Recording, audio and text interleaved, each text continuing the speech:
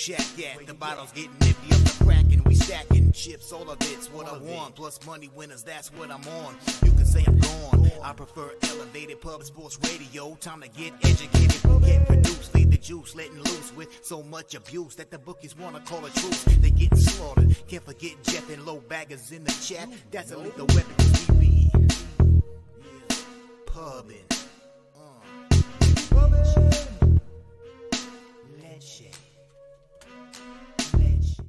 What up, cappers, gamblers, punters, hustlers, low baggers? Happy Wednesday, February 22nd to all of you. Thank you for watching Betting with the Bag right here on Pub Sports Radio. Let's pop this chat out and get to work.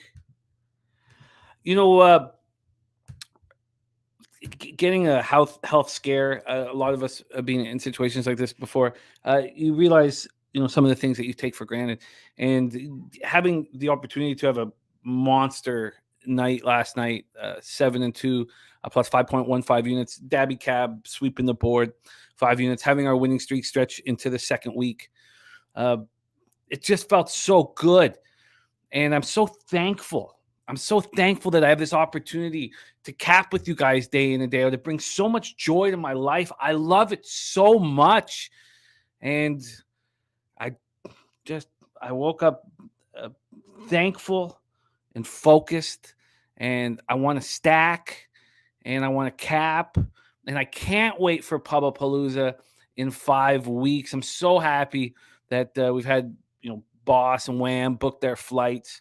Also, we have our Google Doc on top. We have extended the UFC. If you want to be on a sit with us, Jeff wanted to extend it until next Monday, so we extended it a week if you want to sit with us.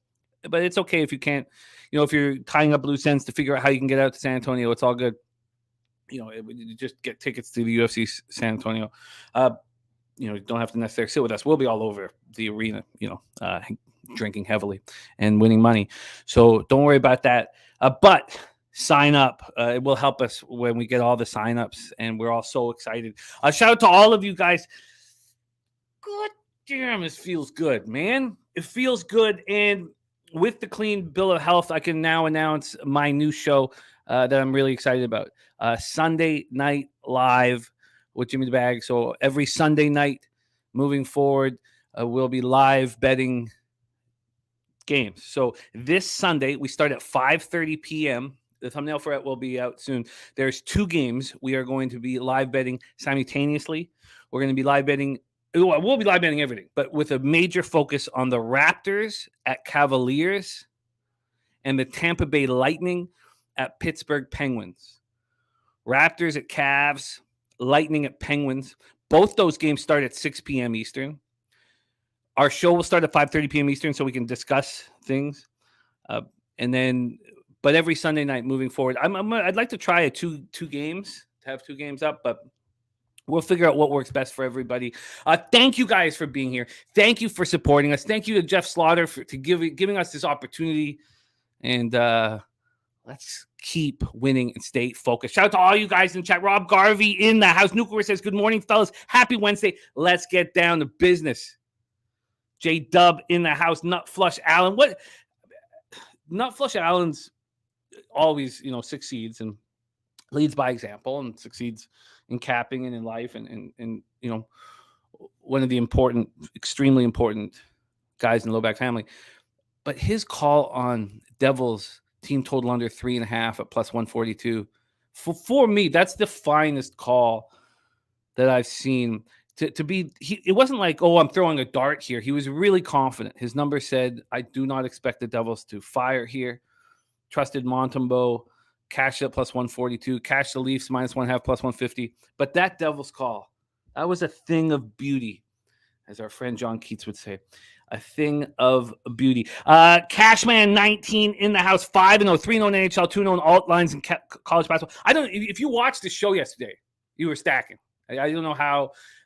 I know how you didn't. If I had have focused more on what was going on in the show and not gone up against Daby Cab and the Miami Hurricanes, would have been even a better day. There's Dan Kelly in the house. Lucky Power. Dan Kelly did a good job yesterday. I plan on tailing, but a couple things happened. I wasn't able to. Well, that's okay. We're going to keep rolling. We're gonna keep rolling because I don't want to go into the numbers right now because it's only really been 3 shows.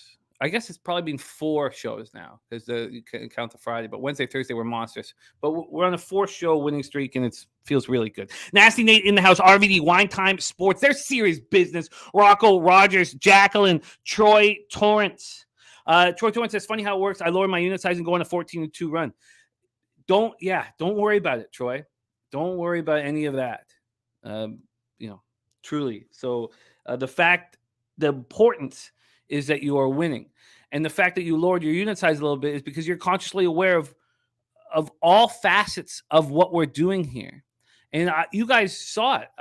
I had a long talk about almost 14 months ago, basically, with Guillermo Zertucci at Santa Anita. And I was like, I'm kind of struggling. I'm now very pensive betting dogs. And then we talked, and I was like, you know what I'm going to do? And I decided there in that beautiful sunshine in Arcadia, California, I said, I'm going to cut my unit size across the board 25%. I cut my unit size across the board 25%. After a few weeks, I got very hot, and I had the best capping year of my life last year. And so moved the unit size back to where it was before. It's just part of the process, and you respect the process, Troy, and I love it. I love it. I love everything that and then that happens to a lot of us too. You drop your unit size, you get hot, but don't worry about that at all. Kong's Clips in the house. Dan Kelly says, dude, those health scares only get worse as you get older. Take care of yourself. I am. It's red meat I eat nonstop. And so that's a big problem with what has gone on. So we're cutting down the red meat, and I need to be healthier. I need to exercise because I'm just all I do is cap and booze, and that's not a good combination. Lee Davis in the house says the highs are so high. I don't feel the highs are so high. Like literally, the feeling healthy today, feeling good in the morning meant more to me than the victories last night. It's just the losses hurt so much. Staying away from those potholes. JWRW says got bit by a spider. Good news, I got off from work and can watch the chat live. RW, sorry to hear that you got bit by a spider, man. Yeah, it sucks, but nice to have you here rolling with us. Cashman, Toronto -1.5 was a thing of beauty. Nuke Worker says that Wings future looking better by the day. A couple of tough games ahead, though. I've looked at my futures, and the big difference with my futures, and because it's pretty tight, like I think is just having that $500 cushion with the Rangers to make the playoffs, thanks to Dennis Garcia. I even my worst case scenario now with my futures is okay. So I don't need to. I'm just going to enjoy watching. Look, watching the Red Wings win last night was, that felt so good because it was a really good spot for watching, other than they didn't have their captain who was coming back tomorrow. We can decide whether we want to fade him then. Andrew G. Turnsey, my man. Yeah, I'm good, man. I still, Turnsey, there's still time for you to come to San Antonio, man. There's still time for you to come up to Toronto, stay with me here, and then we'll head out with Ghoster. There's still time, Turnsey, but I'll definitely let you know exactly what was going on here. Fat Cat Ninja. Dan Kelly, yes, Sunday nights, baby. I'm so excited. There is Dabra Cadabra, fresh off of board sweepage, and look how he stuck to his idea. He trusted his capping. Here I was, on Virginia Tech and talking about why I liked it so much, but Daby Cab stuck to it, doubled up with it, and it's funny. It's funny because we track all of our records. So when you know why you don't agree with me, and you are adamant, I bet you're going to have a positive ROI. And the reason I say that is because Bobano had a spectacular NFL season. He's our champ, this year's pub-up champ.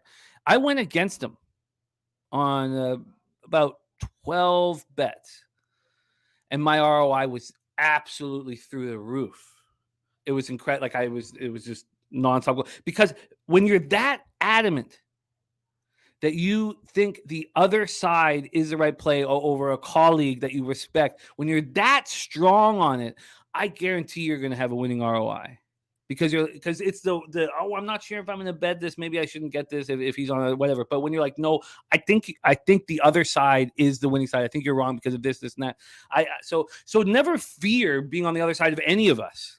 Just know that you have to have clear and concise reasons as to why you're on the other side. And I bet you'll have a positive ROI. Bet you will. D. Jenkins, Joe Ortner. Slatty says, good morning. Small NHL card on Jets Isles first period under 1.5. I came very close on moving on the Coyotes first period. I'm going to talk it out with you guys. Alfred went 16-2 yesterday, just Virginia Tech and Creighton. Damn, Alfred. Too bad you didn't take Creighton first half. Creighton first half was easy casher, and then they lost the game full game. I love those. Oh, I don't love it. I hate that was one of your losses, but I love those spots when you're confident on a first 20-minute, strength of a spot, and you cash that, and they don't cash the full game. Makes me feel very well. Rocco Rogers says Miami as well. Yes, no, it's important. It's important to be on the other side and trust your capping. That's why you're here. That's why you're watching. Your capping has got you to this point where you believe that you can take things to the next level. So it's fun. It's fun. Shogun Soup, Christopher Commentini, Nunya, Markel, Vipe. What a great group. Great group. Dan Kelly says, same here. I've been off red meat for years. I make turkey, pepperoni, turkey pastrami, and ground turkey. Can hardly tell the difference. I'm going to have to do that. I'm going to have to do that myself, Dan. And I haven't had any red meat. Oh. Are we going to have to change the steak bets? Are they going to be chicken sandwich bets now? We're going to make some fish and chips bets? No, I think I can have steak, once in a while, like once a month or something. Like this is already the copium. You said, I got to cut out the red meat. And you're like, wow, I can have some steak every once in a while. You're right. I forgot about our steak bets. But I'm bringing you a nice slab of steak to San Antonio. Nice. I'm going to give it straight to someone else. That's great. Okay. Great. I'm like, yeah, Shohei, Tiger. And then I'm just going to give it to like fucking Cab or whoever. Okay. All right. Let's morning for you too, by the way. Oh, all right. I'm going to my second concert ever today. Oh man, your first concert that I remember sharing your first concert with my friends. It was such a funny concert for your first ever concert. It was now correct me if I'm wrong, but it was ludicrous at the rodeo. And the rodeo's back. It's the rodeo road trip right now. The rodeo's back. This year, I'm fortunately not going to this one, but Nelly's in town for the rodeo this year. They throw one out for everyone else. The rest is country. I'm apparently going to a country music concert. I don't know who I'm going to. Really, like I don't listen to country music, but I'm going to stick out like a sore fucking thumb at the rodeo tonight. And I'm going to my second concert ever tonight. So it'll be Who is it? I think they're this Turnpike Troubadour. I never heard of them in my life. I just, again, I'm going to stick out like a sore thumb. Everyone's going to be wearing cowboy boots and look like you. And then I'm going to be in there looking like myself. Just like a fucking like normal like jersey or whatever. What do you mean? Everyone's going to be wearing Biggie Small shirts country? No, everyone's going to be white. It's going to be crazy. Oh, okay. It's gonna be, yeah. All right. Notorious. Well, that's I don't like this concert nearly as much as Ludacris last year. I wish it was Nelly. We have a lot of work to do, and I'm very excited about the work. I'm very excited about what we're doing here. And the only icing on the cake is we need the Say Hey Plays of the Day back in business. So when you're ready to drop them. I did see Joe Ortner say he can't wait for baseball season. It's going to be a lot of fun. Say Hey Plays interview actually coming out tomorrow, talking about Team USA and that group.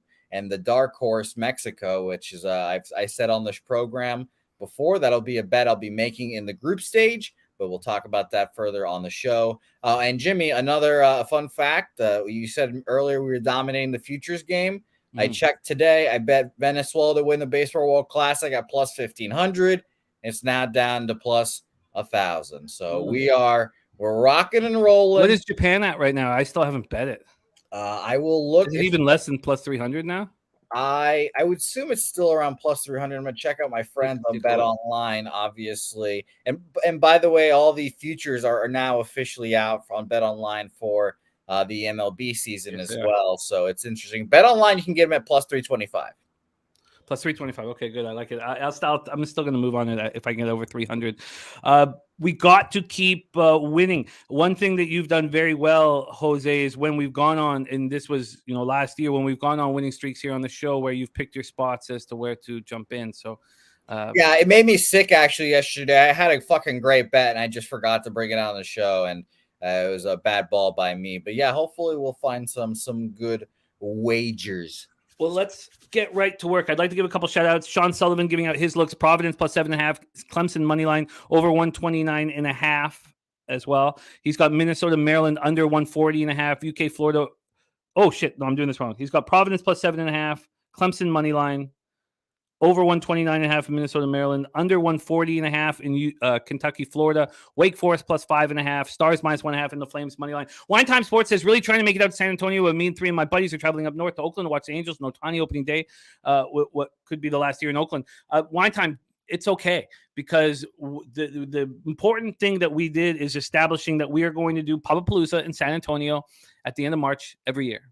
We also are going to do something out east. We're going to do Atlantic City, but everybody can know San Antonio at the end of March every year. We're gonna do Pubapalooza, and that. So if you can't make it this year, make it next year. But man, I'm pumped up. J Dub said Jimmy's vegan now. No, there's no way I'm gonna be a vegan at all. But I also want to live a long life as long as I can with as much. If you were a vegan, I think you would suddenly become the most attractive guy in the world. But I think your capping would go to shit. Your capping, you would just become a shit capper, but you would just become suddenly hot. So shout out to the vegans out there. Nunya says Turnpike Troubadours are solid. So you're and Nasty Nate wants his chicken sandwich. And Nutflush Allen says my ROIs jumped massive since I truly started really focusing on the plus spots on each card. All right, we got to get to work, you guys. We got a lot of work to do. Let's can you highlight Wild Hounds comment, Jose, for Leipzig versus Manchester City? More action for Wild Hound, talking about plus spots. He puts these same game parlays together for big scores. There's LJ from H-Town. He's going to be joining us again, I believe it's March 1st, I want to say, but soon he's going to be back in action with us. All right, let's get to work. We start in NHL, very close to a monster day. Very close. I thought it was going to be monster day. Red Wings plus 135 cashed easily, but I thought that Red Wings team total over 3 was going to cash at plus 114. It pushed. Kings Minnesota under 6. I mean, that's as easy as it gets. A 2-1 final. Oilers minus 1.5. Look, I was fortunate. Philly took a couple penalties, and you can't take penalties against McDavid and Draisaitl, and maybe the penalties were unjust or uncalled for or whatever. But look, the team on the second half of back-to-back in Alberta or in Florida is in tough spot. I mean, look what happened. Anaheim played Florida really tough. They got absolutely destroyed by Tampa. And then, look, I got fortunate to catch the puck line with the Oilers, and sometimes you get fortunate. All right, let's roll. So it's not been a good season. Jose is going to have my record up here in a second. But I'm right there, capable of going on a big run. We had a monster playoffs last year, and my quantity of action is dropped considerably, and I'm okay with that. I'm okay with those changes. It's all going to be about ROI, and I'm coming off the best year of my career, and the best year of my career happened to coincide with my quantity of action going down. Trust the process, trust what's working, trust what's filling your bankroll, trust what's bringing you success. So I'm 75-80, which is wild to think that I've made 199 college basketball bets and only 155 hockey bets, but 75-80, 47.4%, down 4.45 units, ROI minus 2.87%, average line plus 105. We're coming off a 3-0 plus 3.35 unit day. Let's get to work. Oh, Robert Franklin, I forgot about your Tyson Berry call at 6-1. I thought that what a call. What a call. That was a big goal for the Oilers as well. Nunya says Predators money line was my first NHL bet in a while last night. I made dabble again today. All right, well, this is not an easy card. So let's get our big NHL cappers to step up here. Earl Sports he's got looks on each game. So that's great. Let me copy and paste what Earl is up to here, and let's get to work. We start with the Winnipeg Jets at New York Islanders. This one pops off at 7 p.m. Eastern. Jets 35, 21-1, 15, 13-1 on the road. And New York Islanders 29, 24-7, 17, 10-3 at home. UBS Arena in Elmont, New York. So we all saw what happened with both of these squads on Monday night. And immediately my plan was to bet the Islanders. But the more that I dug, I just don't know if I can do it. Connor Hellebuck is playing out of his mind. He's back to that 2019 Vezina winner that we remember so well. 26, 16, and 1, 2.39 goals against average, 926 save percentage, 3 shutouts. He stopped 50 of 51 shots against the Rangers. They come in, they snap their 2-game losing streak, 4-1 win at the Rangers on Monday night. The Jets were outshot 51-21 in that game. Everything went their way. That makes me want to bet the New York Islanders, and I will explain exactly why I can't bet the New York Islanders. Let's get their line combinations up because they're dealing with a bunch of injuries. And crucial injuries because Matt Barzal is going to be out now. Barzal is going to be out for looks like mid-March. I mean, I'm not invested much in them. I only put the half unit on them at plus 210. I got cold feet when I came to actually betting it to make the playoffs. But without Barzal, that's a real problem. Take Barzal off that top line. He has 8 points in his last 7 games. LJ from H-Town says Jets 19-4-1 to the under last 24 games. And then the stats is coming in saying Barzal out for the Islanders, Bailey day-to-day, Pajot out, Sorokin confirmed, waiting on Jets goalie, could be an under. But this total is a very low number. Let's take a look at what we're dealing with here for line history. There was a big move towards the Jets last night. So the Jets opened up at Pinnacle yesterday afternoon at 1:04 p.m. at plus 107. Last night, while I was working right in front of me, they got down to minus 101. They're now back at plus 103. Totals wise, this total opened up at 5.5 juice to the over. It's now 5.5 juice to the under. I would guess, and you correct me if I'm wrong, but is this the first heavily juiced under 5.5 that we've seen this year? I imagine that it is. Speaking of the Jets, though, they have a lot to be excited about. And it surprises me. I did not think that this is where we'd be sitting here. I'm surprised at this point in the season. They're just 5-5 over their past 10.8% power play, 80% penalty killing. But Kyle Connor's having another great season. 26 goals, 39 assists, 65 points in 57 games. And Josh Morrissey should be nominated for the Norris Trophy this year. He deserves to be nominated for the Norris Trophy. Neil Pionk is also playing very well for them. They tried to have either Pionk or Morrissey on the ice at all times, and it's working. Morrissey, 11 goals, 47 assists, 58 points, and he's playing 23 minutes, 45 seconds a game, and he's a plus 9. Pierre-Luc Dubois also having a big season in a contract year. Surprise. And I should say Cal Surprise, because he wants to be in the Montreal Canadiens jersey. He's a restricted free agent, but he has an opportunity to sign a big contract. And I imagine that he gets traded to Montreal in the offseason. That's the I'm trying so hard not to say scuttlebutt, but that's the rumors going around. Scheifele and Wheeler are playing well. Wheeler got off to a horrific start to the year. Bonus stripped him of his captaincy. He's shown a lot of heart. Nikolai Ehlers has been a boost returning from injury. Troy Torrance, it looks like we're focusing on Airbnbs right now. The prices are just too expensive for hotels, and the Airbnb market's wonderful in San Antonio. And we want to be close to the Southtown 101. So that looks like the plan. All right, let's talk about the Islanders. They're coming off their second win in 3 games, an impressive 4-2 victory at Pittsburgh on Monday night, but they were also outshot badly, 46-32. The reason why I didn't bet it is this statistic. They won 34 of 56 faceoffs. So they won 34 faceoffs and lost just 22, and were outshot 46-32. That's very difficult. When you have puck possession and you're outshot that heavily, that stat there, when I saw, wow, they won 34 of 56 faceoffs and were outshot that badly, that stat has kept me off of betting the Islanders here. And maybe it's still a winning bet. Maybe. But I can't do it. Barzal out indefinitely with the lower body injury.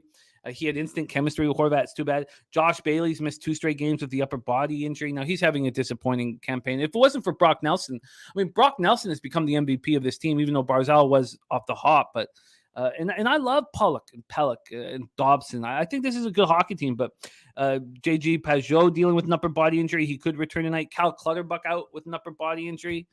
You put this all together, and look, I don't want the Islanders, and I'm certainly not going to take the Jets after getting outshot 51-21 and winning 4-1, over the Rangers on Monday night. I understand why this under 5.5 is juiced. I understand, but also, if they're going to give me an over 5.5 at plus money, it's plus 100 right now. I might think about that. I find it hard to believe that Hellebuyck is going to just be absolutely incredible. I do not like that Barzal's out of the lineup for the Islanders, so maybe I'm just trying to reach here to do something. Sammy Comer, like in the first period, under 1.5 minus 106. I like that. Sweaty Butcher said got Flyers Oilers over 5.5 beginning of third period last night plus 185. That's a thing of absolute beauty. Nasty Nate has already locked down an Airbnb for him. Big Show and Daby Cab. I love it. And there's North Ender in the house. Officer of 50. Ayashi Allah says, I don't care. I don't know who to take, but I like the first period under 1.5. Jets first period plus a half. I don't know. The Jets first period plus a half, you'd have to parlay with something, right? I mean, that would just be ridiculously expensive. Jets first period plus a half minus 220. So, Naflachan says, will there be a team total over in this game? I just think this is just, I do not find an edge. I do not feel like I have an edge. I'd love to bet the Islanders. I want to bet the Islanders so badly, but I can't do it. Ricardo Roberts in the house as well. Bankroll Spence. All right, let's move on. Next up, Lee Davis says lean over a bit too. Yeah, I actually do now. If you're going to give me plus money on a 5.5, but I don't. I'm very, very. It's very confusing. You just can't back a team that wins a high percentage of faceoffs and gets outshot by double digits. I mean that's not a recipe for success. All right. Sean Sullivan says Jets money line best value with this pick or the over. I can understand that, but I don't feel like I don't want to take money and put it on it. I just don't feel the confidence in that. And I'm coming off a 3-0 day, and I want to keep things tight. So let's move on. And also we have 15 games in NCAA basketball because we have no NBA. So we have 15 NBA. So we're gonna be a lot of opportunity for us to be sweating action out tonight. 9:30 p.m. Eastern. Calgary Flames 26-20 and 11, 11-9-9 on the road. At the Arizona Coyotes 28-9, 13-8-2 at home. We're at Mullett Arena in Tempe, Arizona. Jacob Markstrom versus Karel Vejmelka. Markstrom has been terrible and brings joy to my life, and enjoy him for 6 more years, Calgary fans. Karel Vejmelka, very good young goaltender, 15-17-5, 3.31 goals against average, 904 save percentage, 3 shots. That's a pretty good job looking at who's playing in front of him. Calgary 4-4-2 over their past 10, 13.8% power play, 75.8% penalty killing. Arizona 5-1-4. The Arizona Coyotes, and this is wild to me. This Coyotes team has gotten at least a point in 9 straight games. They have 1 regulation loss in their last 10 games. There he is. There his course jumps up. There he is. And says Veggie just got embarrassed and pulled. The Yotes had to go to Ingram. Flames destroyed Carroll generally, but he might just be a brick friggin' wall tonight. Wow, they of course. Clint, I'm very impressed by the heart of your hockey team. I did not expect them to play the way they are playing. 24.1% power play over their past 10, 89.5% penalty killing. They're being well coached. And I would like to bet them today. But I don't want it just to be my hatred of the Calgary Flames to make me want to move on this spot. Let's take a look at the line history here. We have at Pinnacle, this opened up with the Flames minus 195. They're now minus 204. They've got up to minus 209. Totals-wise, this opened up at 6 minus 112 to the over. It's now moved to 6.5. And that 6.5 is only minus 116 to the under. It's not ridiculous. So they are expecting goals tonight. Rocco Rogers says Arizona's been a moneymaker. Not for me, really. Dan Bonner in the house. Miss you. God, nice to have Dan Bonner rolling with us. Respect. Earl Sports Bet says Yotes team total over 2.5 and the over 6. Draw is a decent look as well. That's interesting. And getting the 6 is a nice score. As you see, it's moved to 6.5 a lot of these books. All right, Flames coming off their 3rd loss in 4 games, 4-3 at home to the Flyers on Monday night. I said this from the beginning, you guys know Matthew Tkachuk is so much more important to a team's success than Johnny Huberdeau or Johnny Hockey. It's just anyone who played the game knows because Tkachuk is mean and he's tough to play against. And, you know, Huberdeau and Goodrow could go off and be ice dancing partners. They don't need to play in there. They could put picks at the end of their blades and they could twirl around. That's how they play. Look who's keeping the Flames afloat. Tyler Toffoli, he's tough to play. Nazem Kadri, he's tough to play against. Elias Lindholm's having another good season. Coyotes coming off their third win in 4 games, 3-2 at home in overtime over the Blue Jackets on Sunday. Clayton Keller is playing very well. 7th overall pick in 2016 draft. He's showing out. Elite playmaker, 23 goals, 30 assists, 53 points in 57 games. And those of you could go back to that 2016 draft, it was stacked. That draft was stacked. And the Coyotes had 2 picks in that draft and did a great job. First overall, Austin Matthews, of course, Patrick Laine to the Jets, Pierre-Luc Dubois to the Jackets. They were traded for each other afterwards. Matthew Tkachuk went 6th overall. Mikhail Sergachev went 9th. Charlie McAvoy to the Bruins 14th. Jacob Chikrin 16th. Now, Jacob Chikrin is waiting out a trade, so he's not going to be in line. 26th overall, Tage Thompson went 26th overall to the Blues. The Canucks picked 5th overall, and they picked Olli Juolevi. And I legitimately, and I'm not exaggerating, I just had to take like a quick breath so that I didn't just smash my computer. And why would I let Benning, who's fucked over a whole city, and he's fucked over a whole fan base, why would I let him fuck over my computer? That fucking asshole.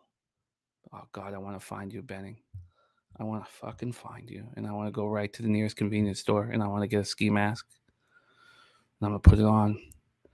Then I'm going to find some kind of a bat, some kind of an aluminum bat, and I'm going to run up to you, and I'm just like in Dumb and Dumber. I'm going to fucking 2-hand you in the back of the calf muscles as hard as I possibly can, and when your legs give and you buckle to the ground, I'm going to have to hold everything back to not do something horrifying. I'm going to have to hold everything back to leave as quick as possible so nobody knows that I did it. That is the Flames Arizona Coyotes spot. Now, the Coyotes have been good in the first period. They haven't been winning all of their first periods. They've been quite good at home in their first periods. They have not allowed a goal against in their last 4 home first periods. Nobody wants to go play in Mullett Arena. We don't want Mullett Arena in the NHL. You think the Flames are excited about playing in Mullett Arena? They're not. The more I say it, the more I want it. Now, LJ may be thinking smarter than me. Clint says my Bedard jersey will give me away as a culprit. Maybe LJ's smarter than me with his first period under 1.5 plus 115. Lee Davis also says Flames with Vegas on deck. That's a great point, Lee. So now what? So the Flames just played badly at home in that loss to the Flyers. They didn't deserve to beat the Flyers. They weren't unlucky. It wasn't like when the Rangers lost 4-1 to the Jets and outshot them, 51-21. So, but still, if you're breaking down rosters, the Flames are a better hockey team. Are the Flames going to come out gunning right now? They have Mike M in the house. What up, Mike, my man? So, my question now is LJ making a smarter bet than I am? Is the under 1.5 a smarter bet than I am? And is the Vejmelka issues against the Flames something that needs to be discussed here as we expect? And I would need Clint to answer that question. So let's just move over to Vejmelka here, and let's see what he's done. First off, let's see what he's done of late, and then we'll see what he's done against the Flames and what he's done at home. His last 3 starts have all been road games, and 2 of them have been awful. He allowed 5 goals in 15 minutes and 48 seconds against the Kings at LA. His last home game, he was very good. His last 2 home games, he was excellent. I mean, he's allowed 2 goals in his last 2 home games. So maybe do we just trust? Let's go to his splits here. Is it just a road home thing? At home, he's got a .920 save percentage and a 2.77 goals against average. On the road, an .891 save percentage. Let's go to Calgary here. Against Calgary, he's faced Calgary once this year, one time. And he allowed 3 goals in 58 minutes. So it's something that Clint's talking about from years past. Historically through. So, but this is a step outside. This is a spot where he has to show what he's made of. I believe in Carroll. If you believe in Carroll, you back him tonight. All right. And yes, Mike M has Twitter Markel. Pimp Slap play today at Pimp Slap POD. Chase White in the house. What up? There's Fowlish Hound joining us. Great to see you, Fowlish Hound. Another reason to be very excited about San Antonio. We all get to hang out with Fowlish Hound as well. Pubapalooza, baby. It's going to be so much fun. I'm so excited. All right. So we think it's going to be Markstrom. So LJ says Coyotes 7 out of the last 8 home games, first period under 1.5. I think that LJ's right. I think that the first period under 1.5 is maybe a better bet than what I'm making. And I'm on the Coyotes first period. So saying all that, I think I bet both because that may be my only bet on today's NHL card. All right, let's move on to the late game, 9:30 p.m. Eastern. Chicago Blackhawks 18-32-5, 7-16-2 on the road at Dallas Stars 30-15-12, 15-7-7 at home. American Airlines Center in Dallas, Texas. Jackson Stauber going up against Jake Ottinger. Stauber's looked good in his short stay in the NHL. 4-1, 2.77 goals against average, 912 save percentage. Ottinger having a very strong season. 23-7-9, 2.20 goals against average, 926 save percentage, and 4 shutouts. Also, Ottinger had that slip up. He had a setback after he returned from injury, and he didn't look good for a while. So he's been very good. He'd be very good. Chicago 5-4-1 over the past 10, 7.4% power play, 80% penalty killing. Dallas 3-2-5, 10% power play, 88.0% penalty killing. We don't have to go far to look at why we liked the under in that Wild Kings game. One of the reasons was you could trust the penalty killing. And that's another thing here. You can trust the penalty killing with what the Blackhawks and Stars have been delivering. So maybe this is another spot. We also talked a lot about how overs were hitting nonstop throughout the year and that would slow down now when these games become really important. Now, this isn't a really important game for Dallas. It's also important for Chicago to lose. But they're on a 3-game winning streak themselves. This opened up with Chicago at plus 334. They're now at plus 376. So Dallas opening up at minus 410, now at minus 453. It's too bad that Dallas is coming off 4 straight losses. It's too bad that they're a very angry group right now. And DeBoer, we know what kind of asshole DeBoer is. He's going to be all over these guys. This total opened up at 6 as a pick'em. And there's been a slight 1 cent move to the under in this one. Eric Swiatek taking the under 6 in this. I like hearing that. There's Fat Cat Ninja saying, bring back the sesh. LJ from H-Town says, hockey trend of the day. Blackhawks are 2-19 on back-to-back, going back to last season. Markel says, under. Look, obviously, this is a very angry Stars group. So how would you bet it? Blackhawks are on the second half of back-to-back after winning their 3rd straight game, 3-2 at home in a shootout over the Vegas Golden Knights last night. They had to get right onto an airplane and head to Dallas. So they're playing their best hockey of the season. They've been full value for their wins. Johnny Taves has left the team due to his autoimmune condition, and it's too bad. It's too bad Johnny Taves looks like his career will kind of go out this way. It's too bad. Earl Sports Bet says 11 straight unders for Dallas, under 6 for Earl. And those of you guys know Johnny Taves, he's got a rich history in Canada because his dad's Vic Taves. And Vic Taves was the Minister of Justice. He also was the Attorney General of Canada. He was the Minister of Justice, Vic Taves. And it's an interesting job for him because his wife left him after 30 years when she found out that he'd fathered a child with a young Conservative Party staffer. The Minister of Justice did that. In Canada here. The Stars come in off their 4 straight loss, 4-1 at home to the Blue Jackets on Saturday. They were outshot. They were out hit. They lost the face-off battle to the Jackets. They lost in every single facet of the hockey game to the Jackets. They've scored 5 goals in their last 4 games. When Hintz, Robertson, and Pavelski line stop scoring, the team follows suit. And Hintz has not come back from that injury well. So maybe this is just a gift of an under. Maybe you guys have nailed it. Let's just go over here. Dallas, Chicago under 6. I think you guys are right. I think you guys are right. Now, the only problem is the Blackhawks' legs can get heavy. This is an angry Stars team, but the Stars team isn't scoring. So, I like it. I like what you guys have done here. The other possible option would be, because the Stars are such a big favorite, would be to look at them on a team total under scenario. That team total under 4. Wow. They're going to score 5 goals tonight and break out like that. Let's just see what that under 4 would cost. Under 4. So the under 3.5 is at plus 130 and the one is minus 190. So let's just minus 190 plus 130 is minus 126 for a Stars team total under 4. How do you not bet that? This team scored 5 goals in the last 4 games, and Jackson Stauber looks good. Wow, this is fun. All right, 4 bets now. I wasn't sure if I'd have any, and the Islanders was the only one I wanted. So that's exciting. I'm on Coyotes first period, and I'm going to join LJ on the under 1.5 first period in Calgary, Arizona. Then I'm going to be on the under 6, and I'm going to take the Dallas Stars team total under 4. And that team total, I could even but if the under is getting bet, that would be the problem. If the under starts getting bet. All right, that is NHL for today. 3-game slate. Now we move on to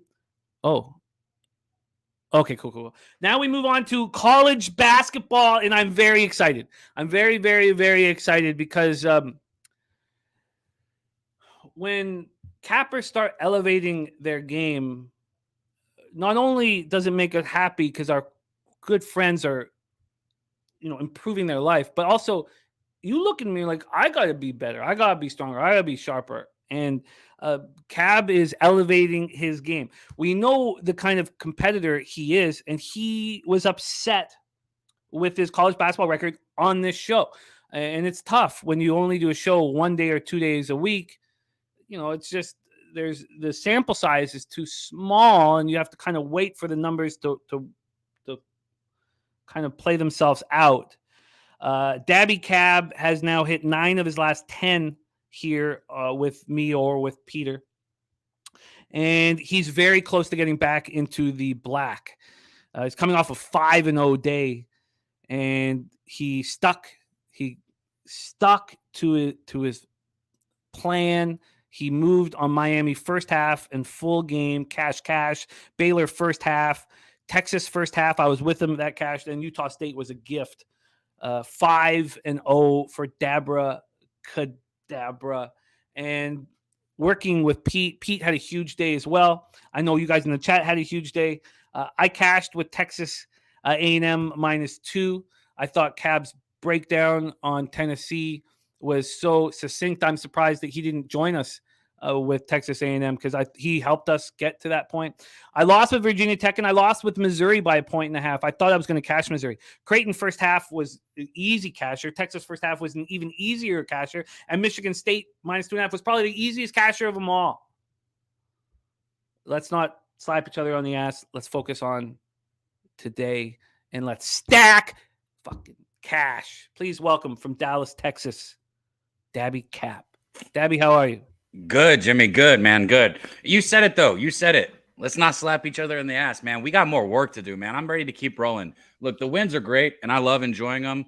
But I tell you what, man, I'm always focused on the next day. It's good. All right, now we move on. Same with the losses. The losses hurt a little bit more than the wins feel good. I'm not going to lie. So I got to try and enjoy the wins a little bit. But let's get some more fucking money. Let's get some more money. Let's get right to work. Let's fire away. For those of you who want to see exactly what's on this 15-game schedule, just hit the description. It will be there every single show. And I think I forgot to put it in the full description. I think the only thing up there, I think, is our schedule. But let's get to work here. 15 games in college basketball. And I wanted to start with this first game on the board just because I know a lot of us, especially the ones that aren't on the East Coast, it will help them get through their workday. And that's another thing we want to bring, joy to everybody's life as well. So let's get to work. 5 p.m. Eastern, Bellarmine Knights, 13-16, 8-8 in the A-Sun at Jacksonville Dolphins, 13-14, 6-10 in the A-Sun. We're in Swisher Gymnasium in Jacksonville, Florida. Let's go over to the line history and set a table for Daby Cab. Move over here and get the odds up and rolling. Okay. So this one pops off. First game on today's betting card here in North America, and we included it, not because we were excited about it, but because maybe we can find action here early. Let me just move over to the line history here. It's going to be on these Bellarmine Jacksonville. Here we go. We have Bellarmine opening up at +5, and there's only been a 6-cent move towards them, but it hasn't moved to 5.5. That's over at Pinnacle. Over at Bet Online, we have this opening up at 5 and moving to 4.5. So they've had a different move. And that move towards Bellarmine didn't happen until 9:42 this morning. It came out yesterday afternoon at 1:30 p.m. Totals-wise, it's opened up at 123. It's got down to 122. It's got as high as 124. It's sitting at 122.5 right now. Let's take a look at the cash flow for this one. We have over to these extra games. Here we go. 1,987 tickets in. 56% of the tickets are on Bellarmine.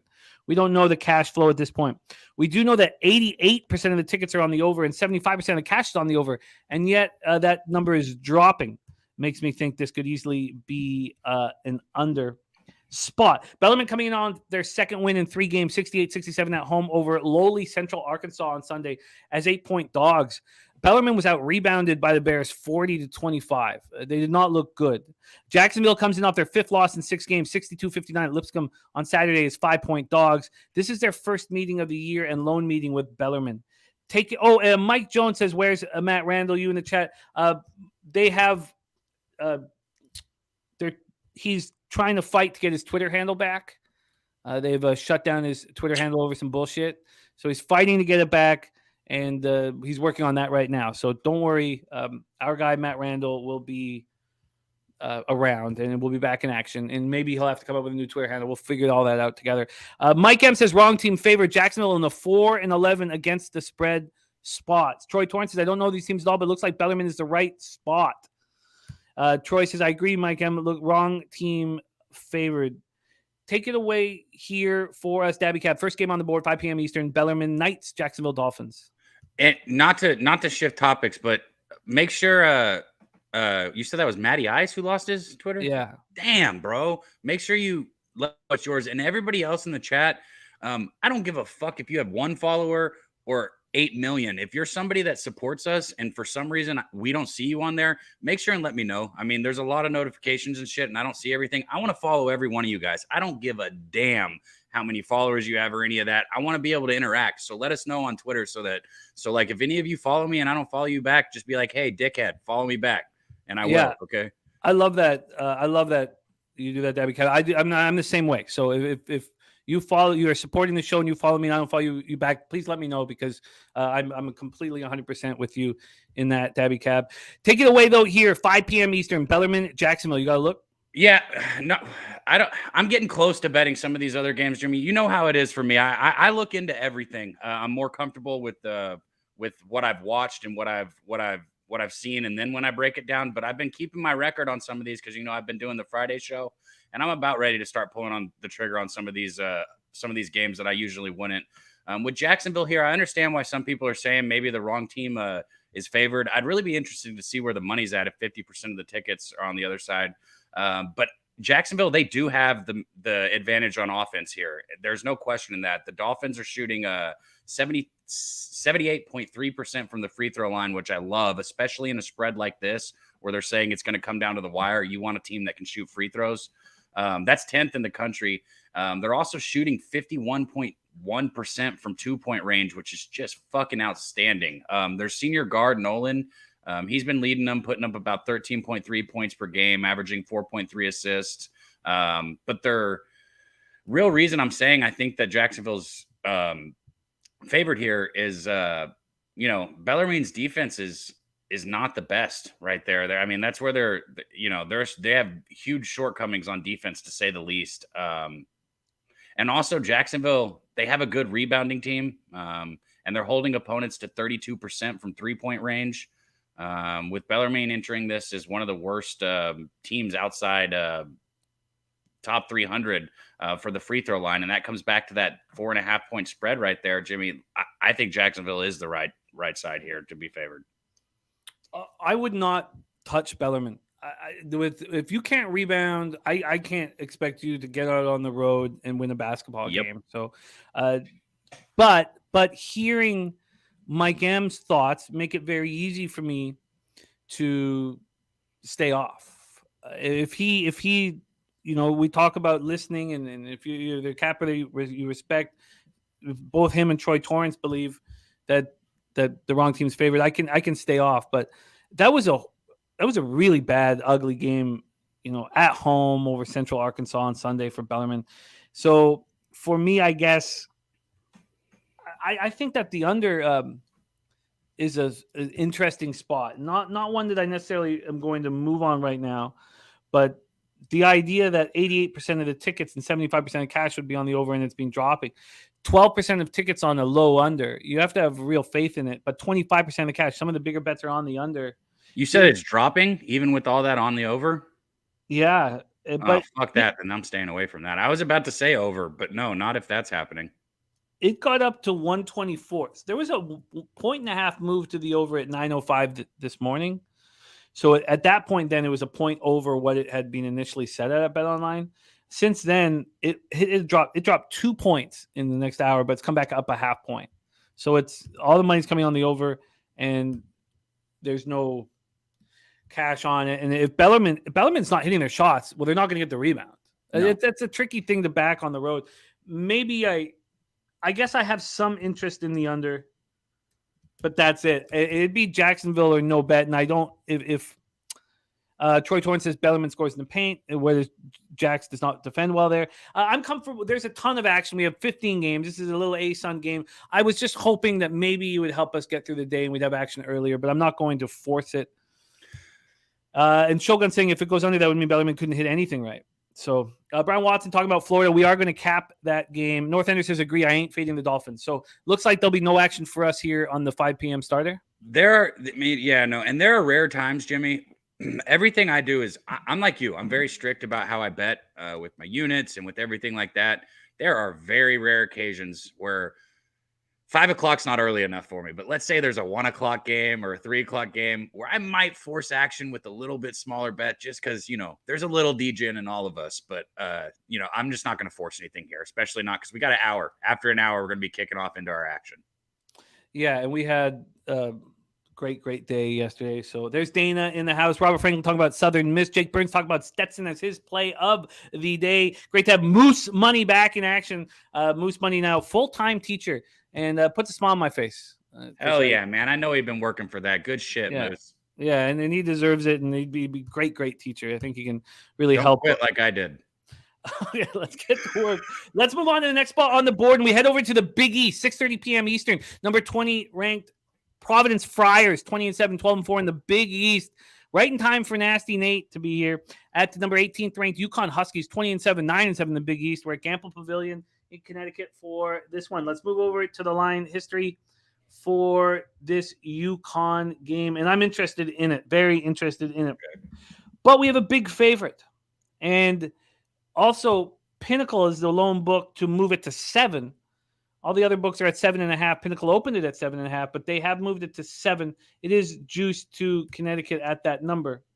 Let's go over to BetOnline. BetOnline opened this up at 7.5. They've had a 5-cent move towards Providence, but it did move to 7 as well.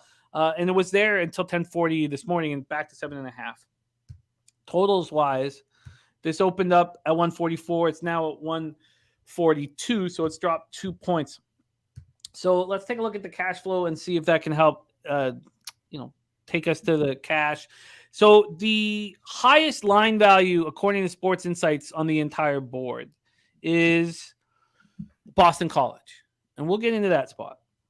The second highest line value, according to Sports Insights, is Providence.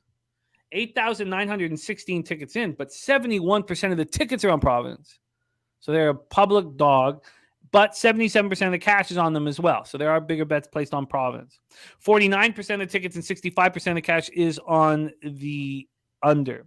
Troy Torrance says, I want UConn -4 first half and will live bet full game heavy if they don't cover. Providence comes in off their second straight win in third and 4 games, 85-72 at home over Villanova on Saturday as 3-point favorites.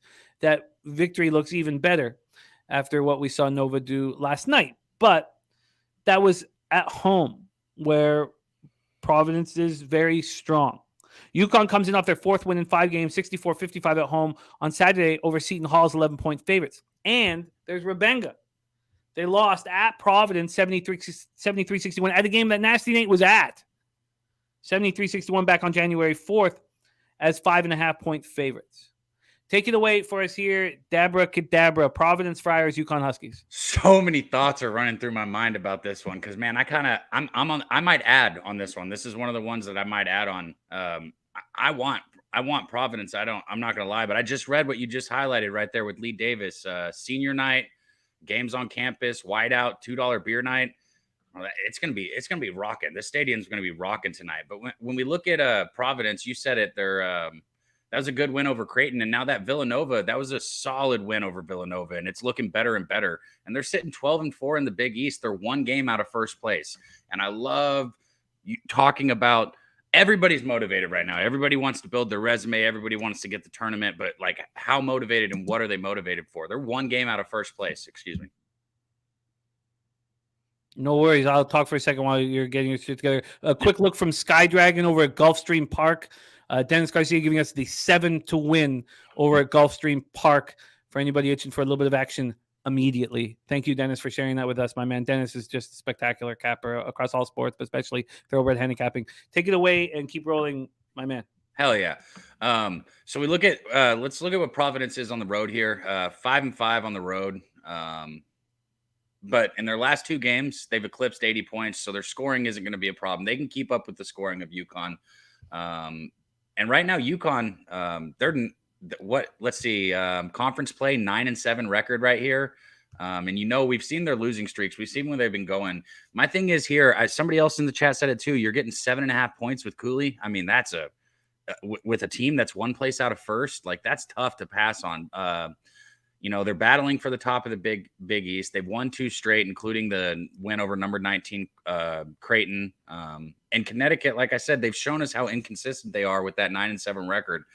Even more, Providence is as good as UConn on the offensive end. Like I said, they're putting up 116.2 points per 100 possessions compared to the 117.9 by UConn. And UConn hasn't been scoring as much recently. A lot of those numbers were boosted from earlier. They've only got 68 or fewer points in 3 of their last 4 games. So it's showing that they've been struggling on the offensive end. And then also first meeting, a revenge spot is one way to look at it. Another way to look at it is they only shot 36% first time they played against Providence. I'm leaning Providence with the points here. That senior night and revenge spot. And I know UConn's not a bad team. They were overrated earlier, but they're still a really good team. Something's kept me off, but I lean Providence pretty heavy. Yeah, and so does the public at this point. I don't know how exactly UConn. I feel like UConn has their shit together now. They had that bump in the road. They looked like world beaters. They looked like number 1 seeds coming into conference play, and then they got slapped in the mouth. I believe 4 straight losses to start out conference play, and now they've really got their shit together. But I'm not entirely sure how they're going to handle this raucous Gampel Pavilion. I don't know. I mean, are they going to handle this and show out? They beat a bad basket. It's not like they're coming in angry. They're coming in cocky, feeling good about themselves. Initially I was going to bet them first half, but now I don't know. The added pressure on them here. I don't know. I guess I do lean to the under though. Noli knows says under here. North Ender leaning UConn, but Providence kicks the piss out of me every time I fade them. I'm the same, North Ender. If I go against Providence, it doesn't matter how good the spot seems. If I go against Providence, Cooley gets me every fucking time. Michael Buelna has an interesting point. Says UConn not a great foul line team. Says if you're backing UConn, they got to win by 10 to cover their 7.5. Shogun Soup says I think quality defense will be played. I think that's where I'm leaning as well. You know, if UConn feels good about themselves, I mean, am I going to think they're going to shoot the lights out here in front of a sold out raucous crowd? Maybe, but I'm leaning towards with you guys on the under. What was the cash on the under again? We know that it's gone down a couple points, but we have 49% of the tickets and 65% of the cash. All right, I'm comfortable with that. Pick Zombie says Providence doesn't have the guts to win on Whiteout Night. Man, I know one guy who does have the guts to win on Whiteout Night, and that's Nasty Nate, who's a big Providence fan. So let's just keep that under wraps. Don't want to rile him up. I like the under too. Noli liking the under. Noli, are you moving on the Bellarmine Jacksonville under? It sort of feels like an under that has your name written all over it. Very, very low, scary low number. The public betting the over, but the total's dropping. Have you seen what Noli's been doing, Jimmy, of late?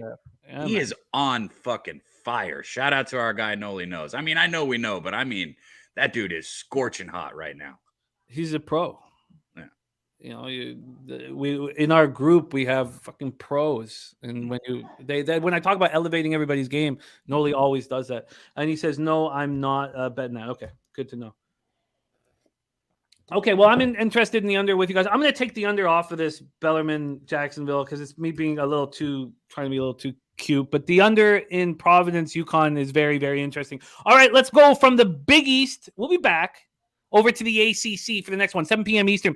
Number 6th ranked Virginia Cavaliers, 21-4, 13-3 in the ACC. At Boston College Eagles, 13-15, 7-10 in the ACC. Silvio Oconte form in Chestnut Hill. Let's take a look at the line history here for this one and see what we are dealing with. Now, we already talked about the full line value on Boston College, but the market moving swiftly towards Virginia. Opened up a Pinnacle at 6:09 p.m. last night at 7.5. It's already at 9.5. There's not been one point where it's gone in the other direction. It's only gone towards Virginia. More juice, more points. It's all just moving constantly. There's not been one spot of buyback. Let's see if BetOnline has had any buyback. That was at Pinnacle. Over at BetOnline, this opened up at -8. There's been buyback at BetOnline. 8 to 9, then back to 8. It got down to 7.5 at 5:54 p.m. yesterday. So remember the timing, because I said Pinnacle dropped this at like 6:30 or something. So at that point, it was 7.5 at BetOnline. Since then, it's all gone, even at BetOnline, it's all gone towards Virginia. Take a look at the total here, opening up at 126, now 126.5. Let's take a look at the cash flow here for this one. We have, full line values are selling Boston College. 44% of the tickets and 50% of the cash. Hard to believe that it'd be a 50-50 situation and the books would be moving so quickly towards Virginia. They're welcoming the Boston College money, obviously. 25% of the tickets and 78% of the cash on the under. Virginia coming in off their 4th straight win, 57-55 at home over Notre Dame on Saturday is 13.5-point favorites. It's pretty underwhelming. Boston College comes in off snapping their 2-game losing streak with a 75-69 victory at Florida State on Saturday as 3-point dogs. They played bad. They turned the ball over 21 times. They just shot the ball decent enough to beat Florida State. They lost at Virginia 76-57. They got killed as 15-point dogs back on January 28th. Take it away for us here at Daby Cab, game 3 of our 15-game slate, Virginia, Boston College. But the first thing I want to point out is a lot of what Boston College done has been against not good teams. I know they had a little run and they were making some people money betting on them, but it's been against the worst teams, the worst competition.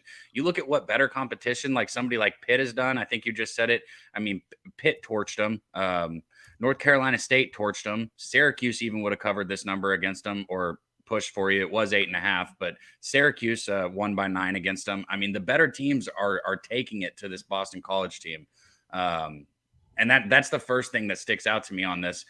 Not only that, when we look into Virginia, I think some people are still a little turned off to them because what that little skid that they had, but they got off to an 8-0 start this season, and it wasn't against nobody. They picked up wins against Baylor, who was number 5 at the time, Illinois, who was number 19 at the time. So they weren't just going out there playing anybody. They were getting big wins. And then I know they lost 3 of their next 5 games after that, including games against Miami and Pittsburgh. But we've seen how good Miami and Pittsburgh are. Since then, they've won 11 of their last 12 games. They're entering the contest on a 4-game winning streak, like you just said. Wins over NC State, Duke, Louisville, and Notre Dame. Last 2 don't matter, but the first 2 are good wins. And, I know the win over Notre Dame wasn't as easy as some people would like, but they don't give a shit about that. They're not worried about covering the spread. They won the game, right? The weakness for Virginia here on the offensive end has been rebounding. They're number 275th in the country. But the good news is Boston College isn't gonna that's not something they can exploit or dominate. Their defense is only number 203 in that category. And also Boston College is number 256 in defense field goal percentage. So this is just a spot where I think Virginia, they're playing the best basketball out of any team in the ACC right now, maybe, possibly. They very possibly could be. And if you look in the past, I don't usually like to go past, but when you got numbers like this, you have to. Virginia's won 10 out of the last 11 meetings in this. They've covered 5 out of the last 6 in this. And they got the experience. Their team just has the experience. It's one of those teams that's peaking at the right point. I understand all the line values on Boston College. I would only bet Virginia here or I'd stay off. Yeah, I would prefer I like that Earl Sports is on Boston College. Don't get me wrong. I like Earl, loving his dogs, loving his money. I respect it and I like it. But for me, I would prefer, and I'm sure he would also prefer Virginia coming off a game where they look great and dominated and feel good about themselves. That was a very underwhelming performance, and they need to play much better. And so that and they get on the road. That I don't like that. I don't like the fact that Boston College just played well. But I do like the 21 turnovers. But sorry, take it away, Ben. I was just going to talk too on what you just said. That last win, you go back both of their games. Hell, they only beat Louisville 61-58, and then Notre Dame 57-55. I mean, one of two things: either that's a red flag, or they were just fucking cruising because it was Louisville and Notre Dame. And maybe they're going to be cruising here at Boston College. But how much cruising? I mean, you just don't get away with it in college basketball. Exactly. Yeah. Look, if I love the idea that Boston College has the full line value, I don't like the fact that there's what are the bets again? Sorry, let me just make sure I can say this again here. 40. It's 50-50 for the cash, and it's moved 2 points in the other direction. I'm not in. This is not a spot that I'm going to move on. Virginia, though, playing lower scoring basketball games. I mean, not quite to what we're used to with Virginia, but 79% of the tickets and 92% of cash on the over here in this one. This is all right. So it's okay I think I'm going to move on that under in Providence, UConn, but that would be my only spot on the first 3 games here, and I don't trust Virginia enough. Also, with the 2-point line move, I don't think we're getting value to back them first half. To think they're going to come in sharp, which they may. There's our guy Millsy in the house. Cashman19 says, "Does one put any stock in Virginia beating 2 worst teams in the conference by a combined 5 points?" That's what I was just bringing up when I was bringing up those scores. I mean, it's either they were cruising or something's going on. But I wouldn't put too much stock into it. Just like I'm not putting too much into stock into Notre Dame playing 2 close games. We'll get to that with the North Carolina game, but yeah. All right, well, let's roll on. Let's head over to the American Conference, 7 p.m. Eastern. Temple Owls, 15-13, 9-6 in conference at the Cincinnati Bearcats, 18-10, 9-6 in conference. I can't even cap a Temple game without being saddened that Jaleel White's role has diminished for the Temple Owls. Of course, his namesake played a big role in a lot of 80s kids' lives. And I even asked Jose if we still had the Urkel shot with Urkel's face on Jaleel White dunking. And we don't have it. So I won't sit here and start giggling about it. It's probably best. It's probably best that we don't have Urkel on Jaleel White. Jaleel White no longer the sophomore's role has diminished on this basketball team. So let me stay focused and not think about did I do that and move on here. Temple opening up at plus 8.5. They're now at plus 8. Going over to the total. Pinnacle not giving a total. That doesn't make sense. Let's go over to Bet Online here for this. Bet Online opened the total at 141. It's now 140, and the spread is 8.5. Got down to 7. Got down to 6.5. Wow. I'd bet that. Wow, that's interesting. So this came out at 1:19 p.m. at Bet Online, and within, it took a while. It wasn't until 9 at night it went down to 6.5. Since then, it's been bet back up to 8.5. So there we go. Let's take a look at the cash flow here for this one. We have pull this up. Sorry, I can't find Cincinnati. I'm gonna have to do the. There we go. 2,904 tickets in. They have given Temple some line value, 25% line value, 56% of the tickets, 54% of the cash on Temple, 60% of the tickets, and just 23% of cash on the over. 60 and 23. Wow. So big bets coming in on the under. Let's just see what they've done with that under. That's gone from 141 down to 140, and it dropped to 139.5. There's been a little bit of buyback. Coin says that he grew up with Urkel TV version, one of Pasadena's finest. You're absolutely right. Temple coming in off snapping their 4-game losing streak with a 76-53 home victory over Tulsa on Sunday's 11-point favorites. Cincinnati comes in off its second win in 3 games, 73-71 at UCF on Sunday as 4-point dogs. They're playing good basketball, and we talked. Who brought it up in the chat? We have it brought up the Rebenga side. Troy Torrance saying about Rebenga. Yes, there's Rebenga here. They lost at Temple 70-61 as 4-point favorites back on January 1st. That makes me want Cincinnati early. And then it also makes me look at the under. But maybe I could just focus on the Temple team total under is a possibility. There's Razor Sharp picks in the house. Take it away for us, Daby Cab. American Conference action, Temple, Cincinnati. And I'm sure a lot of people know this that have followed along with me. Cincinnati has been making me a lot of money lately. I've been really enjoying betting on this team, predominantly in the first half. But you look on the other side, these two teams, the Owls and Cincinnati right now, are tied for 4th place in the ACC standings. This is a big game. They're tied for 4th place. Those tournament seedings for the conference tournaments matter, just like seedings matter for the big dance. Both teams are sitting 2 games back behind Memphis with 3 games remaining. And we know, that they could easily slip up into 3rd place if they play their cards right. You look at the Owls, they have struggled this season with turnovers. They're ranked number 300 in turnover rate. Temple is outside the top 200 in efficient field goal percentage. And they're number 187 on offensive rebounding. So this team has just struggled on the offensive side. And it's facing a Cincinnati defense here that, yes, wants revenge, is also at home, and is number 59 in effective field goal percentage. So this team can play. And Cincinnati, since that 3-3 start to the season, they won 7 of their next 8 games. The one loss in that stretch came to Xavier, which you can excuse. They went 9-6 through their first 15 ACC games. And I'll say this: 5 of those losses out of the 6 losses came by single digits. So this has been a competitive team all year long. And the fact that I think they can take control of 4th place here with the win is a big deal. I like Cincinnati here to get the job done, especially in this revenge spot. Let's look into some of these numbers here too. At home, they've won 3 straight games here, Cincinnati, by an average of 18 points per game. So if there's a question, can they cover spreads, larger spreads at home? Last 3 games, they've won by 18 points, an average of 18 points. And they have now covered the spread at a 12-2 clip their last 14 games at home. So yeah, Cincinnati can cover a spread at home. 12-2 their last 14 at home against the spread. I like Cincinnati here. I haven't decided how I'm going to bet them. Kind of like you are here. I want Cincinnati and I want action on Cincinnati. I need to think about it and I need to figure out how I'm going to get my action in on this. It concerns me that at this number, there was big enough bets placed at Bet Online that they dropped it down to 6.5. Now, you can also. I want that 6.5. I wish I would have seen that. I would at 6, and we probably could have got a 3 or a 3.5 in the first half, and I would have loved that.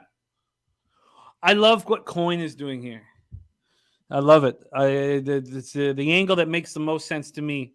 Let's stay off a spot where there's going to be 15 or 20 points scored in the last 90 seconds with fouling. First half under.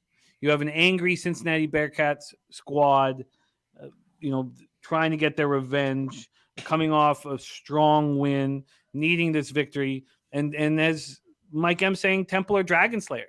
Says that performance against Houston twice scares me off Cincy. Temple wanting to go into Cincinnati and win this basketball game.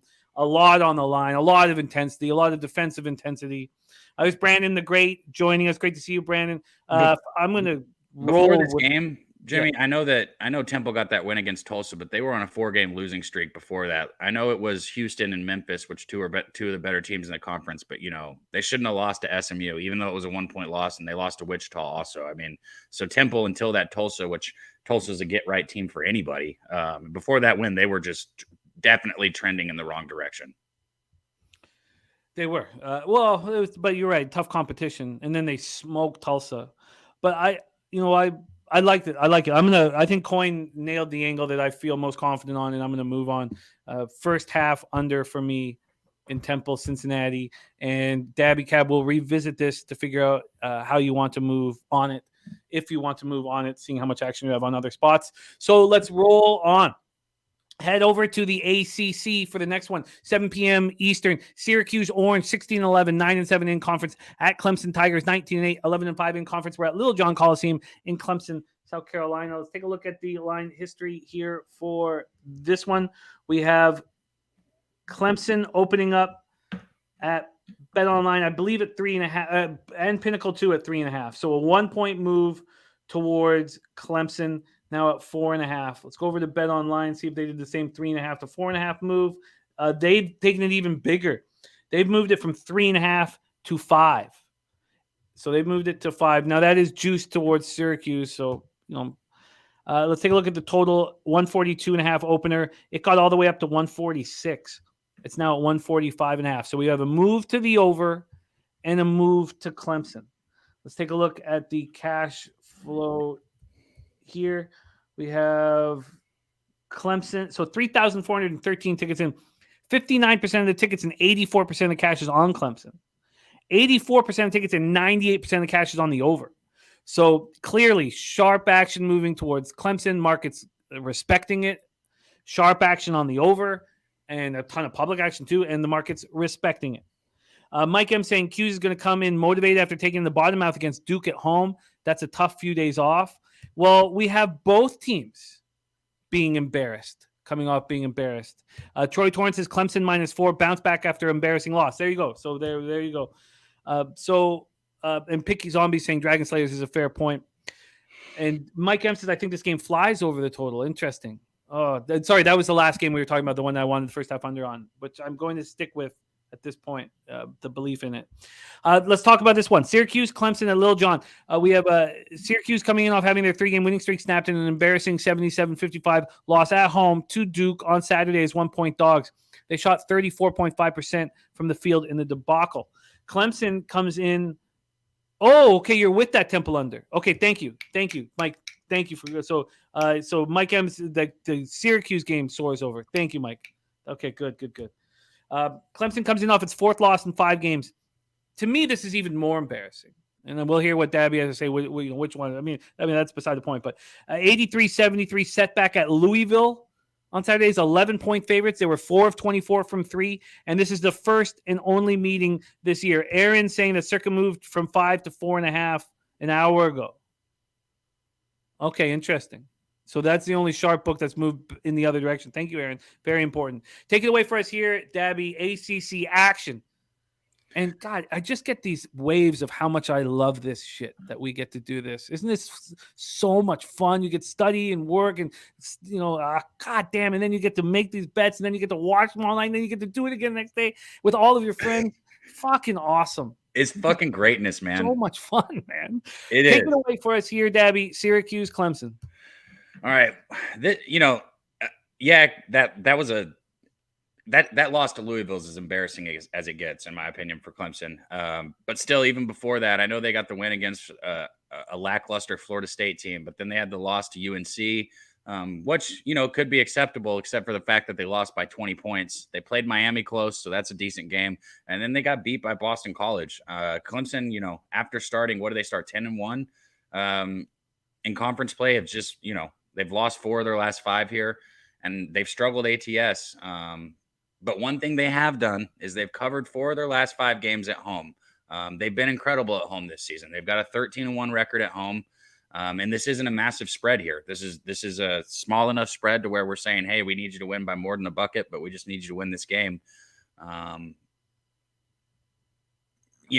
Up until recently, Clemson could have arguably been one of the better teams in the ACC. Their offenses are about even. They shoot at about the same clip, Syracuse and Clemson here. But when you look at Syracuse, man, this game is the toughest game on the board right now for me. The Syracuse has been fine on the road this season. They've got a 5-4 record on the road, which is actually better than most teams because a home court advantage is huge in college basketball. If I had to make a pick here, I would be on Clemson at home plus the points. But I'm not in the business of getting in behind a team that's lost 4 of their last 5, including a loss to Louisville. That's my problem with this. PJ Hall was outstanding in that game against Louisville, 28 points. He did great, but that wasn't enough. They let Louisville shoot 51% in that game. That is just, how do you do that? How do you let Louisville shoot 51%? So I like Clemson here. I just can't get to the window with them. I do have bets. I've got like 4 or 5 bets, but they just haven't come up yet. No, it's all good, man. No, this is a process. No worries. Looking at their home games, they beat Florida State by 40 on Wednesday night.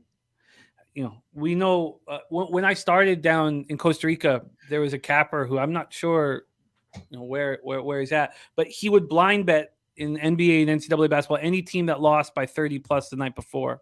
He would blind bet them the next game. And similarly, I mean, this wasn't his angle, but similarly, a team that wins by 30 plus, you'd want to fade them the next game if you really believed in that look. That would have worked.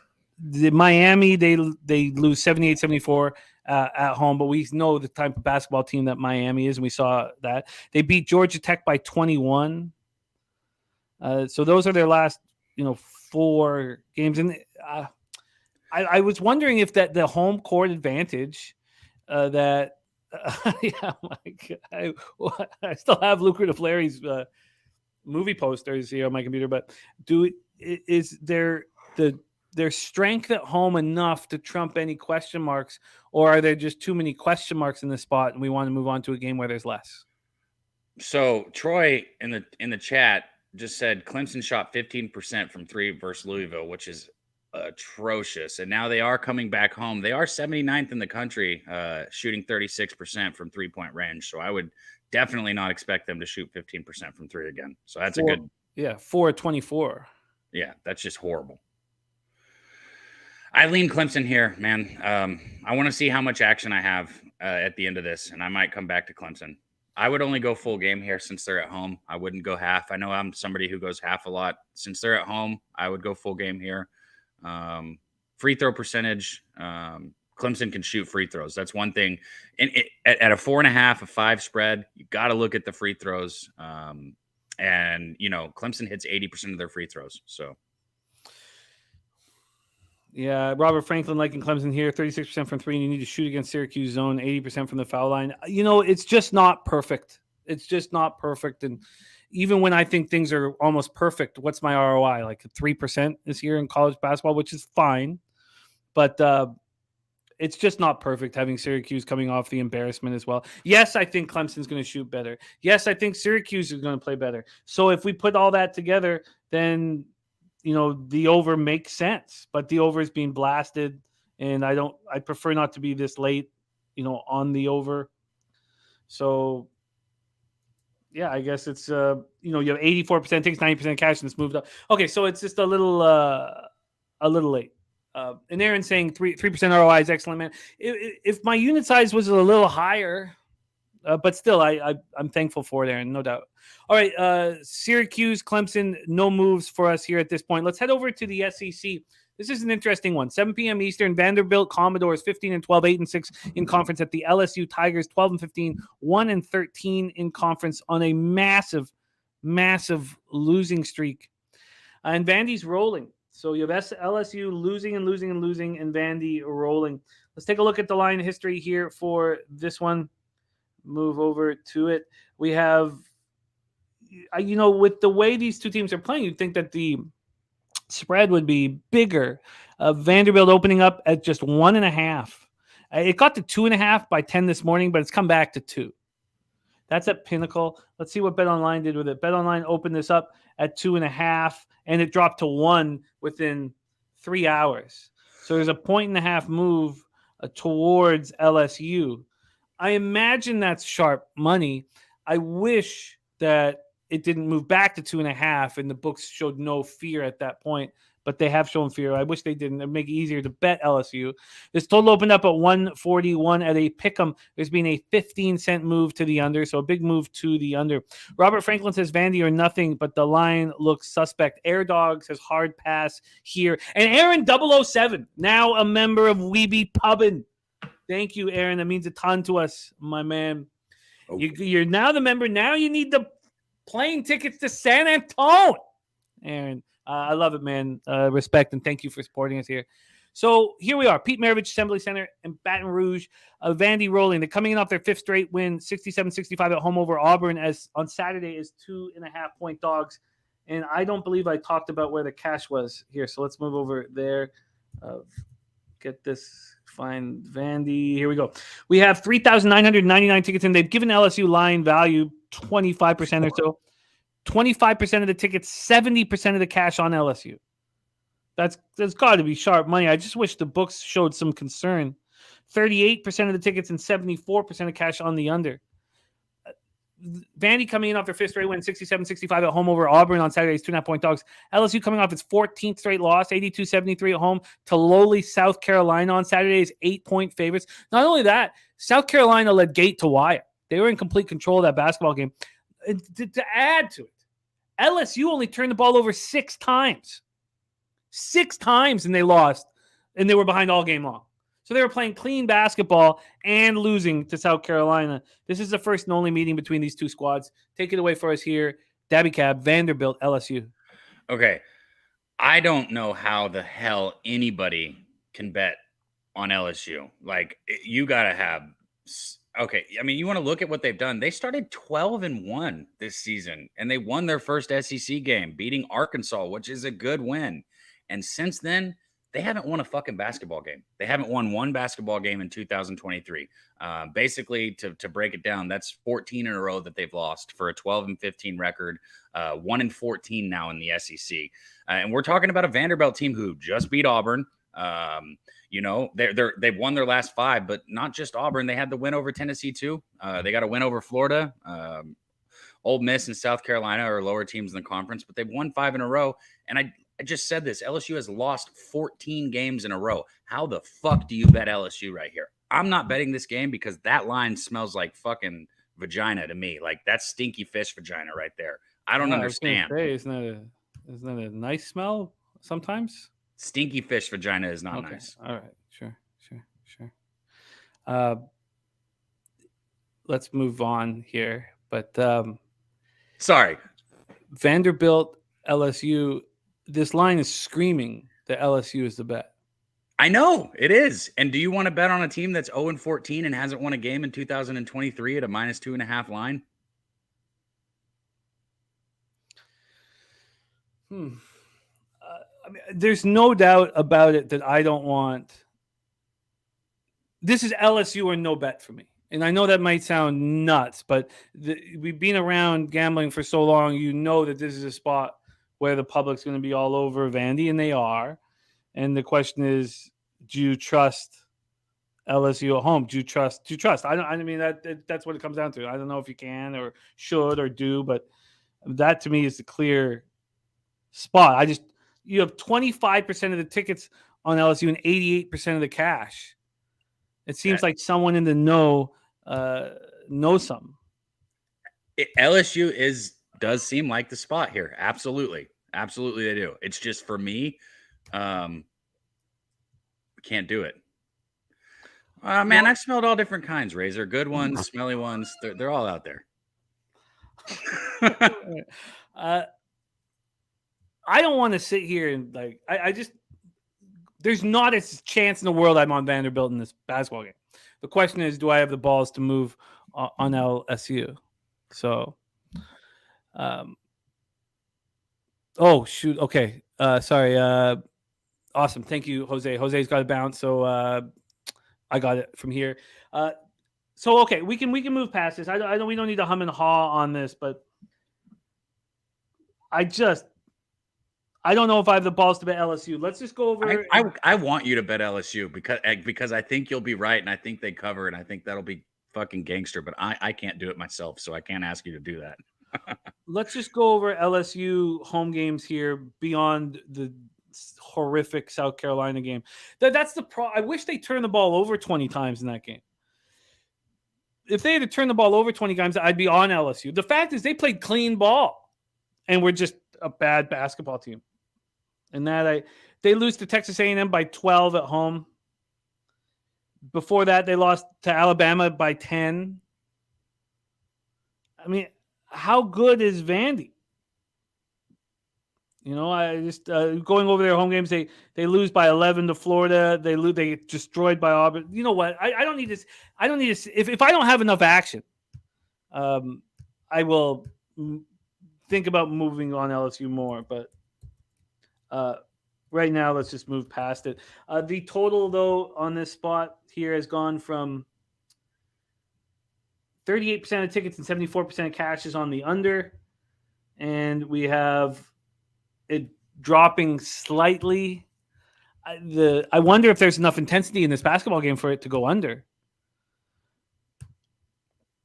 What do you have any thoughts on the total before we move on to Kentucky, Florida? I would look under if I was going to bet a total on this, but no. God, okay. There's some possible spots here, depending on how much action we have once we break down the rest of the games. Anybody wanting to know the schedule ahead, it's just on our description page. So let's move on. Head over to the SEC for the next one. 7 p.m. Eastern, Kentucky Wildcats 18-9, 9-5 in conference at Florida Gators 14-13, 7-7 in conference. Newkirk is saying you can't lay points on the road with Vandy. Yeah. Well, we're gonna go over everything at the very end as well. Good says I took the Gators. I took them plus monies. We're at Stephen C. O'Connell Center, Exotech Arena in Gainesville. Let's take a look at the line history here for Kentucky, Florida, and then the cash flow. We have here we go. So Kentucky opening up as a road favorite. They open up at -3.5. They got down to -2.5 at Pinnacle. They're now at -3.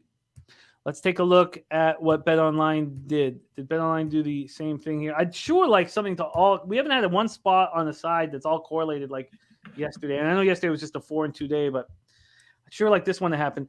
Here, BetOnline opened it at 2.5, and then it moved to 3.5 towards Kentucky, and it's since come back.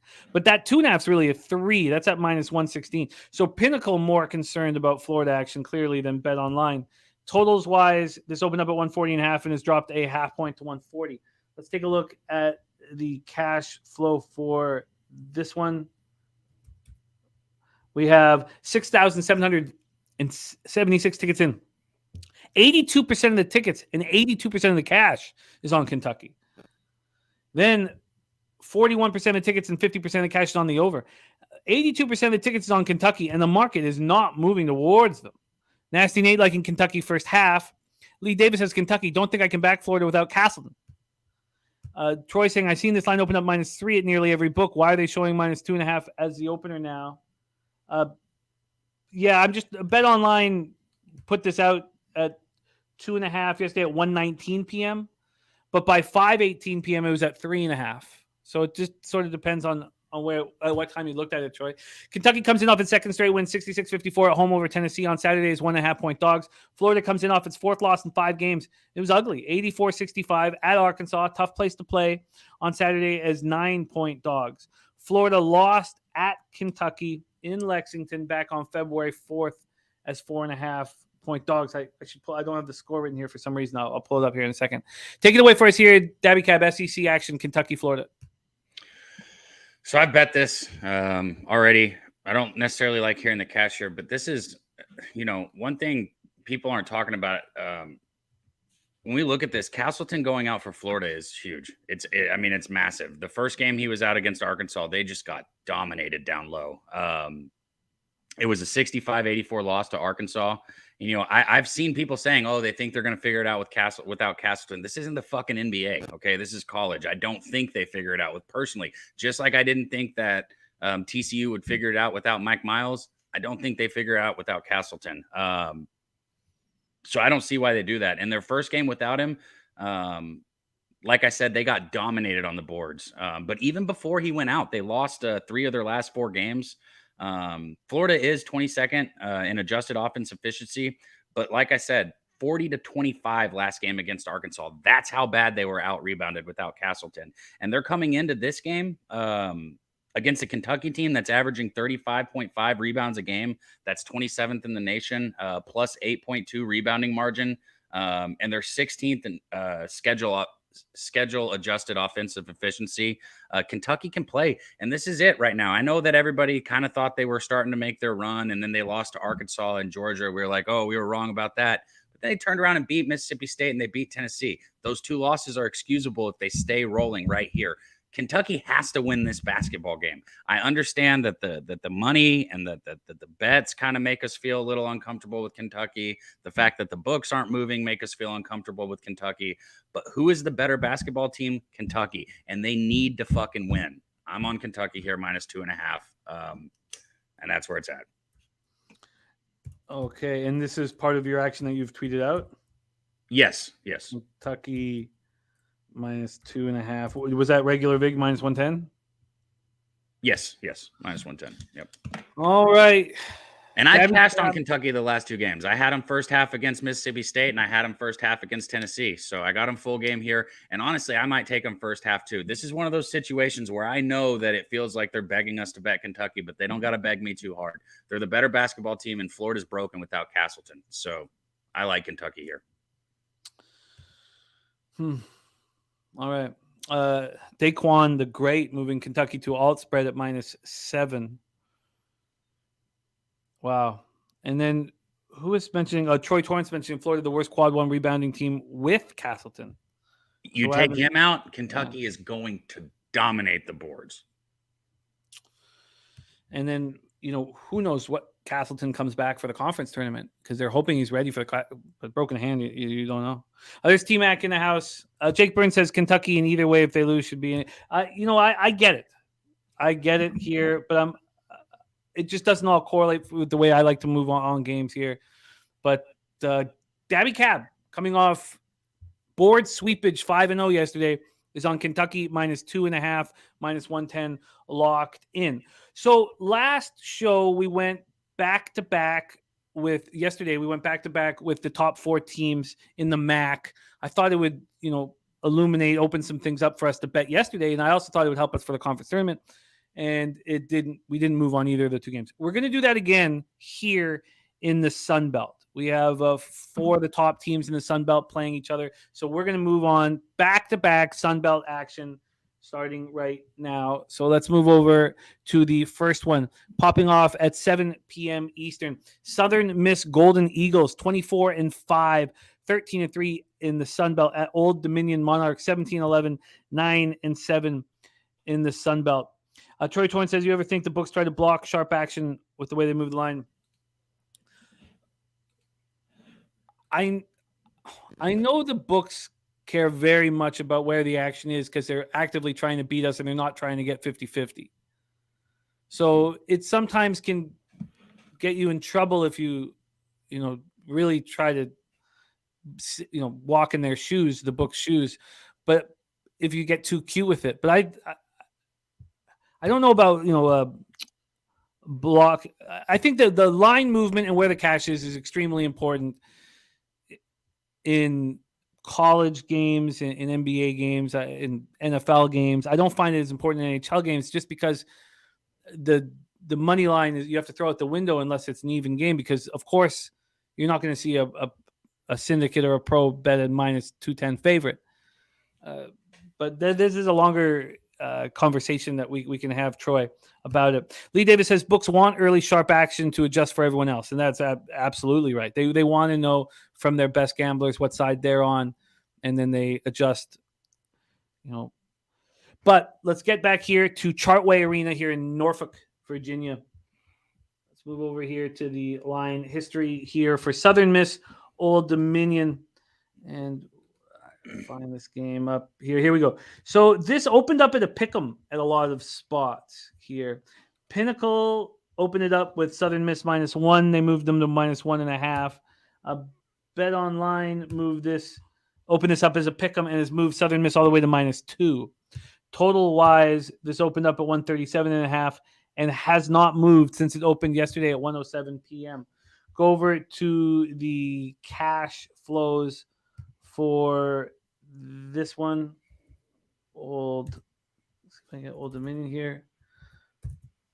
Okay, not helping here. Let me I don't want to take too long here looking for it. Here we go. So Southern Miss has been given 40% line value, 1,808 tickets in, but the bigger bets seem to have come in on ODU. 19% of the tickets are on Old Dominion and 39% of the cash. But the books don't seem concerned as Southern Miss has become a road favorite. 25% of the tickets and 33% of the cash is on the under. Southern Miss comes in off its 10th win in 11 games, defeating Georgia Southern on Saturday, 73-62 is 9.5-point favorites. ODU comes in off their 4th win in 5 games, 74-63 at App State is 2.5-point dogs. It was a really nice victory for them. This is their lone meeting of the year against Southern Miss. Take it away for us, Daby Cab. Floor is yours. Sunbelt action, the first of back-to-back Sunbelt games, Southern Miss, Old Dominion. So Slow Jams hit one of the first things I was going to say. Shout out to our guy out there in the chat. He said Old Dominion might be missing 2 of their starters here, which is important to figure out. Because that's a big deal. You look at ODU, they've done a nice job rebounding. They're 4th in the Sun Belt with a rebounding margin of 1.1. They're 1st in offensive rebounding, 11.9 per game is what they're averaging, but they struggle to shoot the ball, only shooting 41.2%. And then on the defensive side, they do defend the ball well. They're holding teams to just 40.9% shooting, which is 2nd. And their 3-point defense is also good, holding teams to just 31.1%. So here's the thing. They're going to try and slow this game down a lot is really what they're going to try to do. They're going to have to slow this game down to play defense. And if you look at what ODU's done against teams, that want to speed like Southern Miss is going to do, they haven't done great. Like you look at the JMU game, they lost there. And also at home, this team sucks at shooting. A lot of teams, they get more comfortable when they're at home. ODU's shooting just 42.3% from the field at home. While this Southern Miss team is holding other opposing teams to 43% shooting when they're on the road. I think, with Southern Miss's rebounding advantages here on the boards and the fact that, there's not a huge drop off from road to home, I think Southern Miss would be the side I'd be on if I was betting this. That seems to be where the public has their cash. Some sites are not giving us any help with the ODU injury. You got to know. That's the type of thing you just have to know because it's 2 of their starters. It's not just 2 people. You know what I mean? I'm going to check a second site. The first one gave me no help on ODU's injuries. Let me get here. Almost there. Old Dominion. Does anybody in the chat have the answers here for ODU? Yeah, they're not giving us help here. Okay. So we'll move past it. Where did you say this opened at? A pick'em? Yeah. Okay. I wonder if we see any more line movement, that might be what lets us know. The concussion issue with their guard, and then the knee injury with their forward, Stanley. Okay. Lee Davis says, I just see questionable. Troy Torrance says ODU should have a full roster. There's Cheshire Cat says, my favorite play, Vimelka over 32.5 saves. That's an interesting look. Troy Torrance says Stanley being questionable, likely the only note. Gifted Cartel says game time decision. So FanDuel has 72% of bets on Southern. And that's important to know what the individual books have, because here we have 81% of the action on Southern Miss and 61% of the cash. Yeah, Well, I'm not going to go up against this move towards Southern Miss, but I don't know if I want Southern. I love the way ODU played last game. A-Train says Vandy's rolling, not worried about LSU. Yeah, no, look, we know that will be the public sentiment. A-Train, 76% of the tickets are on Vandy. Now just 13% of the cash. Wow. So, yeah, we get the sentiment there. Okay, so we'll move past this one. And again, on the total for the Old Dominion spot, we had 25% of tickets, 33% of the cash on the under, and the total going from, sorry, let me just move here quickly. We'll move on to the next Sunbelt game because we have James Madison in play. 130, no movement, 2-cent move. So, okay, let's move on. Let's move on and head over to Harrisonburg, Virginia for this one. 7 p.m. Eastern. Marshall thundering Herd 23-6, 12-4 in the Sunbelt. At the James Madison Dukes 29, 11-5 in the Sunbelt. We're at Atlantic Union Bank Center here. Let's take a look at the line history for this one. While I'm pulling it up here, let's just sorry, what the hell is it? Man, Marshall. Do we find it? Sorry about this. Okay, I'm going to take me a second to find it, man. Too many games and Control F not working. But I'll set the table and then grab it for you. Marshall coming off their 4th straight win, 88-78 at home over Troy on Saturday's 9.5-point favorites. James Madison coming in off their 3rd straight win, 74-68 at Louisiana on Saturday's 3-point favorites. And there's Rebenga here because James Madison beat Marshall back on December 31st as 5-point dogs. So, that was in Marshall. Marshall should be an angry group here, and I'd like to get the line history to discuss it.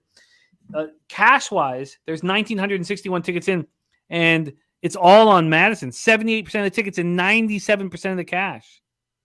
Then 55% of the tickets and 79% of the cash is on the over. Let me see if I can get... here we go. Thank you. Okay, we got Marshall here. So that's a ton of money.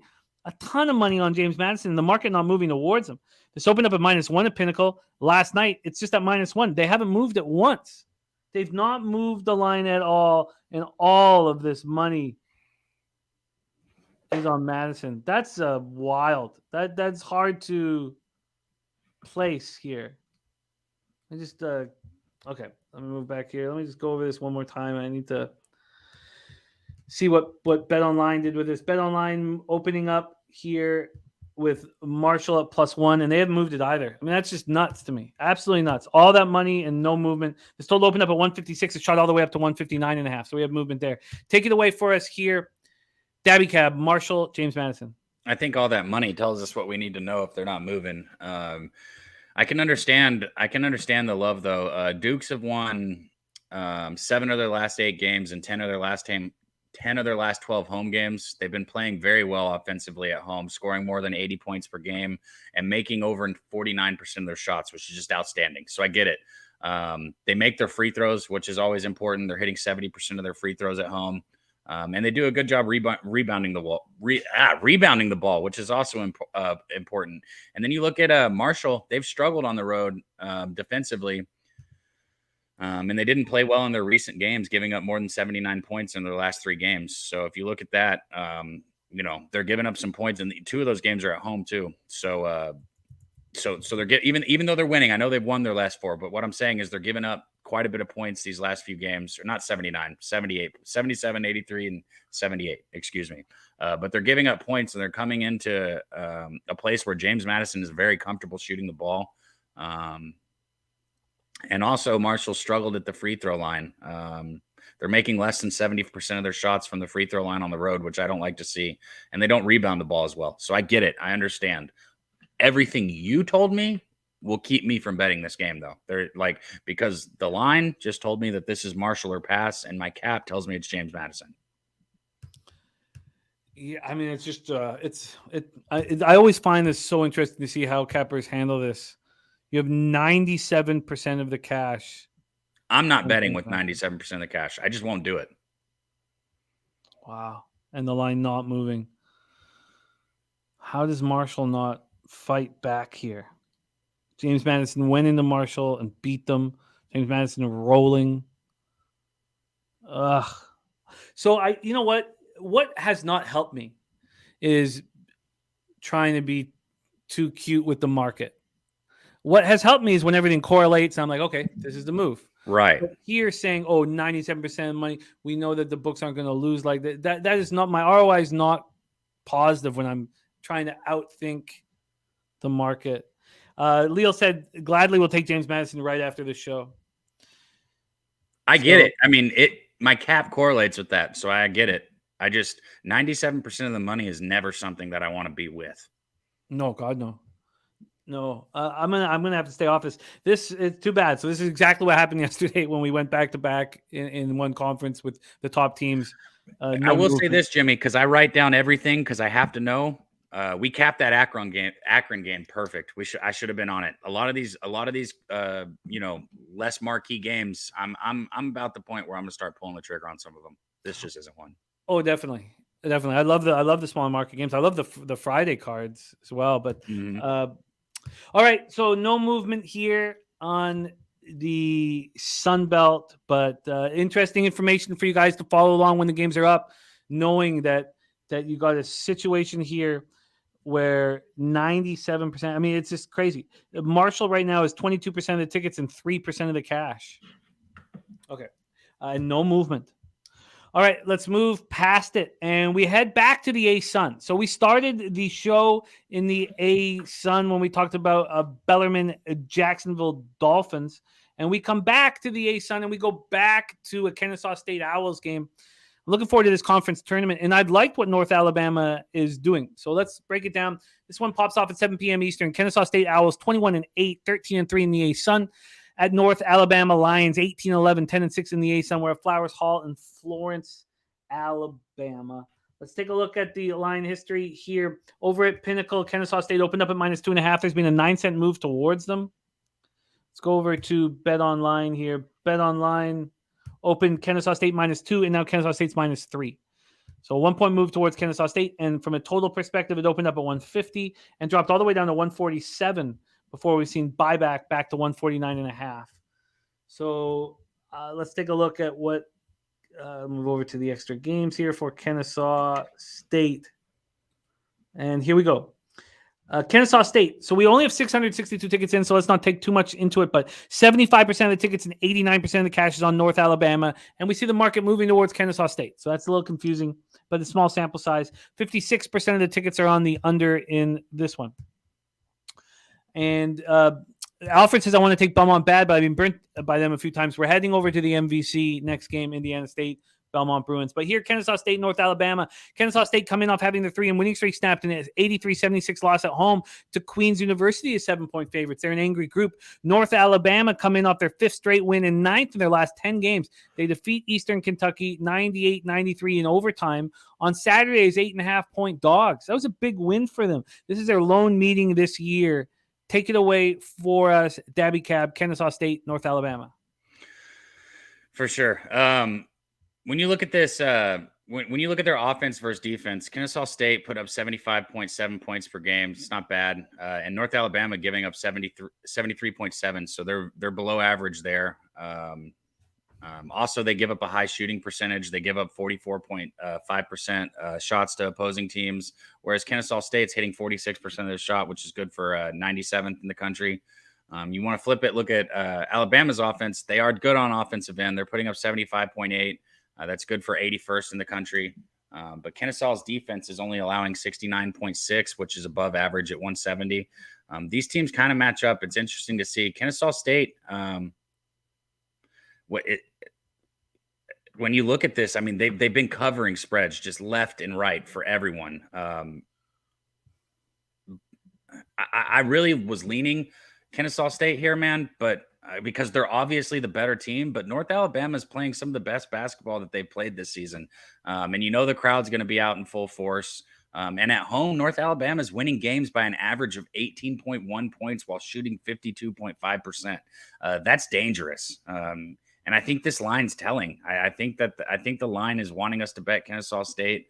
I like Northern Alabama here, but I haven't bet it. I think the opposite. I think that the line wants people to bet North Alabama. Does it? They want to me, but I mean, there's always different ways to kind of break it down. So there's no right or wrong. It's how you feel about it. But I see a North Alabama team that's won 9 of 10, just won a big game in overtime as an 8.5 point dog against a Kennesaw State team where there's a recency bias after losing to Queens at home. That to me tells me that Kennesaw State is going to be ready to go. I think the biggest question I have then is, and I'd like to know this before I move on it, is this going to be jammed at Florence, Alabama, at Flowers Hall? What was their last home game? They played Lipscomb. That was a big game. They won 80-70 as part of their winning streak. And 2,700 people in the 3,500 seat arena, 77% full. Yeah, I mean, that's got to be exciting to them. I mean, is Kennesaw State the class of this spot? Robert Franklin liking North Alabama. Troy Torrance liking Kennesaw State. And Rodney Barton will be going to the Marshall game tonight. Oh, sweet. Boots on the ground, Rodney. Have fun, man. That's I love that. That'll be so much fun.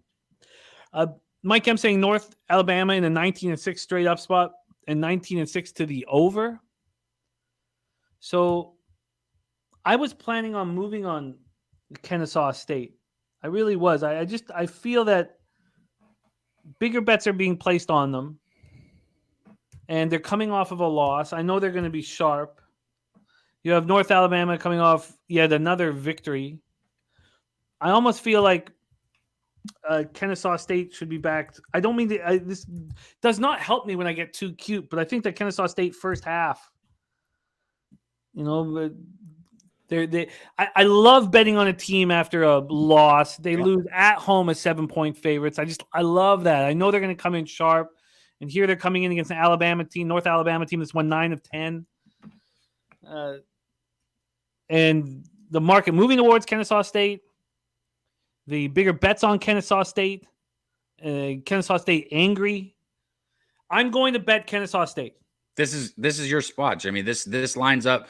I'm starting to learn a lot. I always try and learn from you guys in the chat, from you when I'm capping with you. A lot of what you've said this college basketball season. This is. To me, this sounds like the spot you've been looking for. It does. I don't want to get too cute on it with the first half or full game, but I do fear North Alabama. I do have a legitimate fear of this team that's winning basketball games. But I'm going to move on Kennesaw State, and I would prefer not to double up. It'd be crazy to double up. So I've got to decide first half full game. I've got to dive into it a little more, but I will be on Kennesaw State. All right, let's move over to the MVC. That's next up for us. A little MVC action at 7:30 p.m. Eastern. We have the Indiana State Sycamores 20-9, 13-5 in conference at Belmont Bruins 19-10, 12-6 in conference. Curb Event Center in Nashville, Tennessee for this one. Let's take a look at the line history here first and the cash flow. Here we go. So Belmont opening up as a 1-point favorite at some offshores. Pinnacle opened them up at -2. They're sort of still there. The -2.5 at plus money. Let's go over to Bet Online and see what they did. Bet Online opened Belmont at -1. They're now at -2. But they got up to -3. They got up to -3 at -115 last night. Since then, they've come back a full point. It's a pick 'em right now at the 2. From a totals perspective, this opened up at 150.5 and it's shot up to 153. So let's move over to the cash flow here for this one. Move this over and see what we are dealing with for the Sycamores against the Bruins. It's going to take me a second to find it, unfortunately. Let me just go to Control F, Belmont. Here we go. 2,165 tickets in. There's slight line value to Indiana State at 15%. And Belmont's being hammered. 81% of the tickets, 81% of the cash on Belmont. Then 71% of the tickets and 99% of cash on the over. And the market's moving up to the over. Tori Coker looking at Belmont first half. And let's break this down. Indiana State has followed a 5-game losing streak with a 7-game winning streak. And they've won each game by at least 8 points. Most of these games, they've been winning by 20. They come in off a win at home over Illinois State on Saturday as 14-point favorites. I've missed a number here. I hate that. I'm guessing it was I don't know. I got to go over the number. I only have 8 to 64. So it's either 78-64 or 88-64. I apologize. Belmont comes in off having their 2-game winning streak snapped in a 70-56 loss at Drake on Sunday as 7-point dogs. Belmont shot 1 of 16 from 3 in that basketball game. You have to think that they come home and they play better and they step up and they stop Indiana State. I think that will be the case. William Dryman, thank you for the kind words. 326, Will in the house, thank you.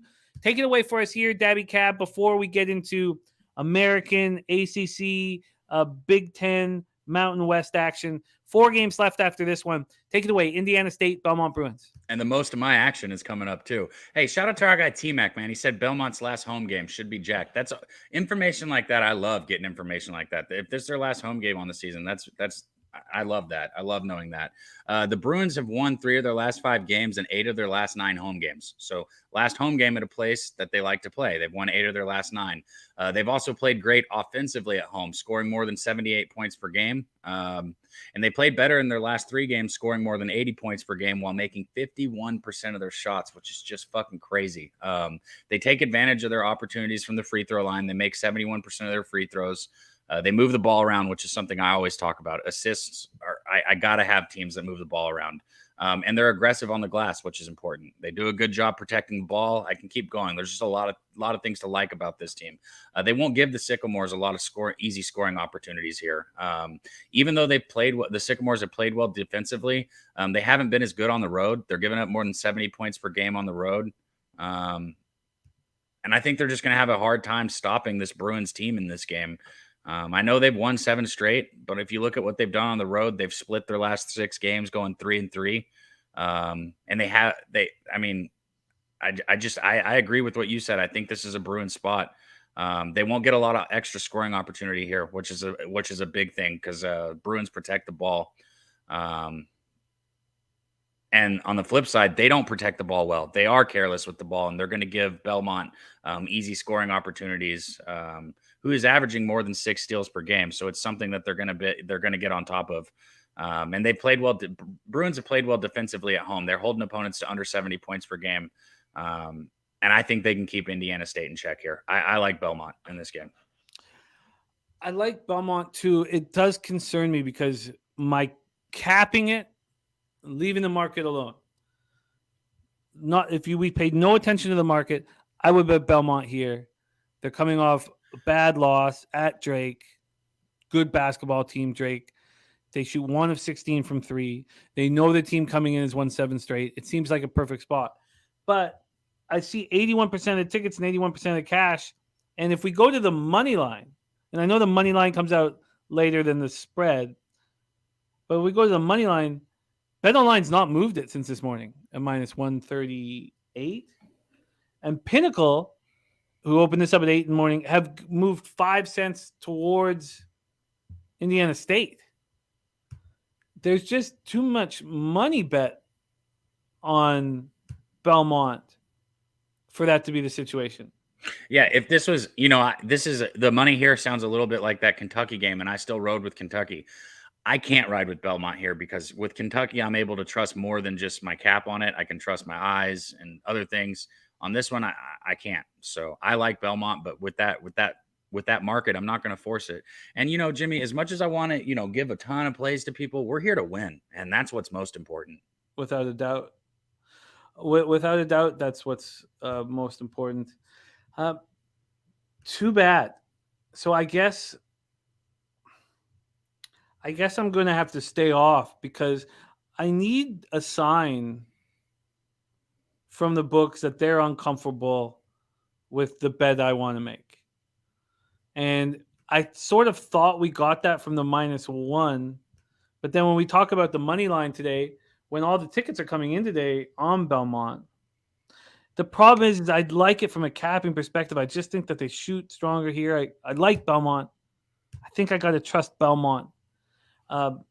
Question from the chat is this senior night here? I mean, if it's the last home game. Yeah, it should be. Yeah, so it'll be senior night for Belmont. I mean, we'd have to go down their roster here to see how many of their starters are seniors. But Look at this team coming off that loss. They beat Evansville 95-63. They beat UIC 98-71 at home. They beat Illinois State by 15 at home. They just have a problem with Drake. I mean, they lost by 18 to Drake at home, and then they went to Drake and lost by 14. Huh.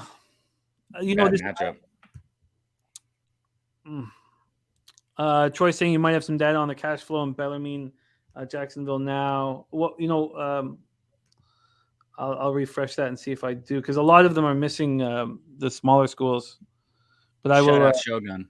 He's right. If it is a senior-led team, they're going to be jacked. Senior night's exciting for a lot of these because, especially at a place like this, man, this is their last game. This is it. They're done. They're not going to the NBA, right? I'm not saying maybe one of them or something. I'm just saying this is it. This is it. They're seniors, on Belmont. This is their last game. They should be jacked. Well, leading scorer, Ben Shepard. There's your senior right there. This is his last home game.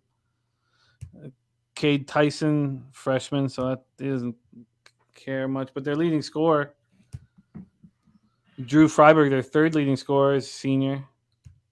You're right.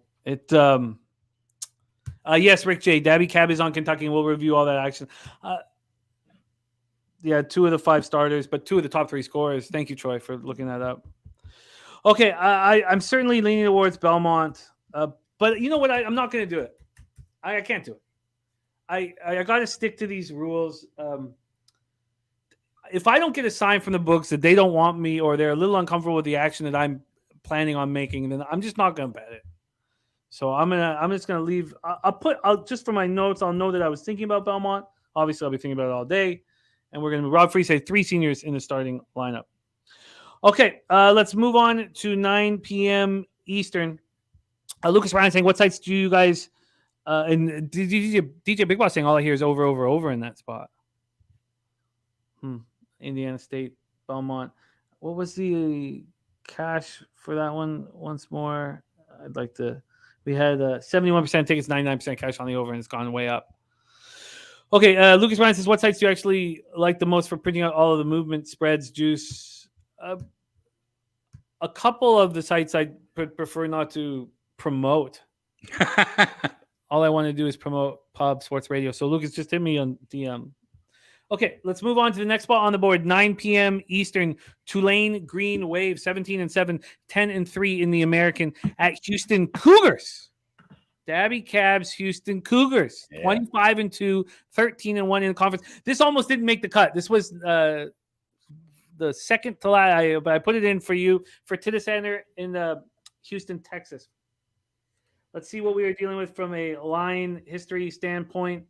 The highly thought of Houston Cougars playing Tulane, a team that they've already beat by 20. And Tulane playing much better ball right now. First off, at Pinnacle, Houston opening up at -15, and that's where they are right now. There was a move towards Tulane when it opened, juice-wise, but it's just stuck at 15. Let's see if BetOnline did anything differently here. BetOnline opened up at 15.5, and it's now 15. So let's go to the total. Its total opened up at 143.5 and is now up to 145. Let's go over to the cash flow for this one. Houston, Tulane. We have 4,330 tickets in, and they've given Houston line value at this number. They've given Houston 25% line value, but Tulane is a public dog. 74% of the tickets on Tulane and 90% of the cash on Tulane, but you don't see the market moving. You don't see the line moving too much. 54% of tickets and 69% of the cash on the under, and the market's moving towards the. Oh, sorry, that's me. My fault. Thank you, Real Deal Prime. We got that.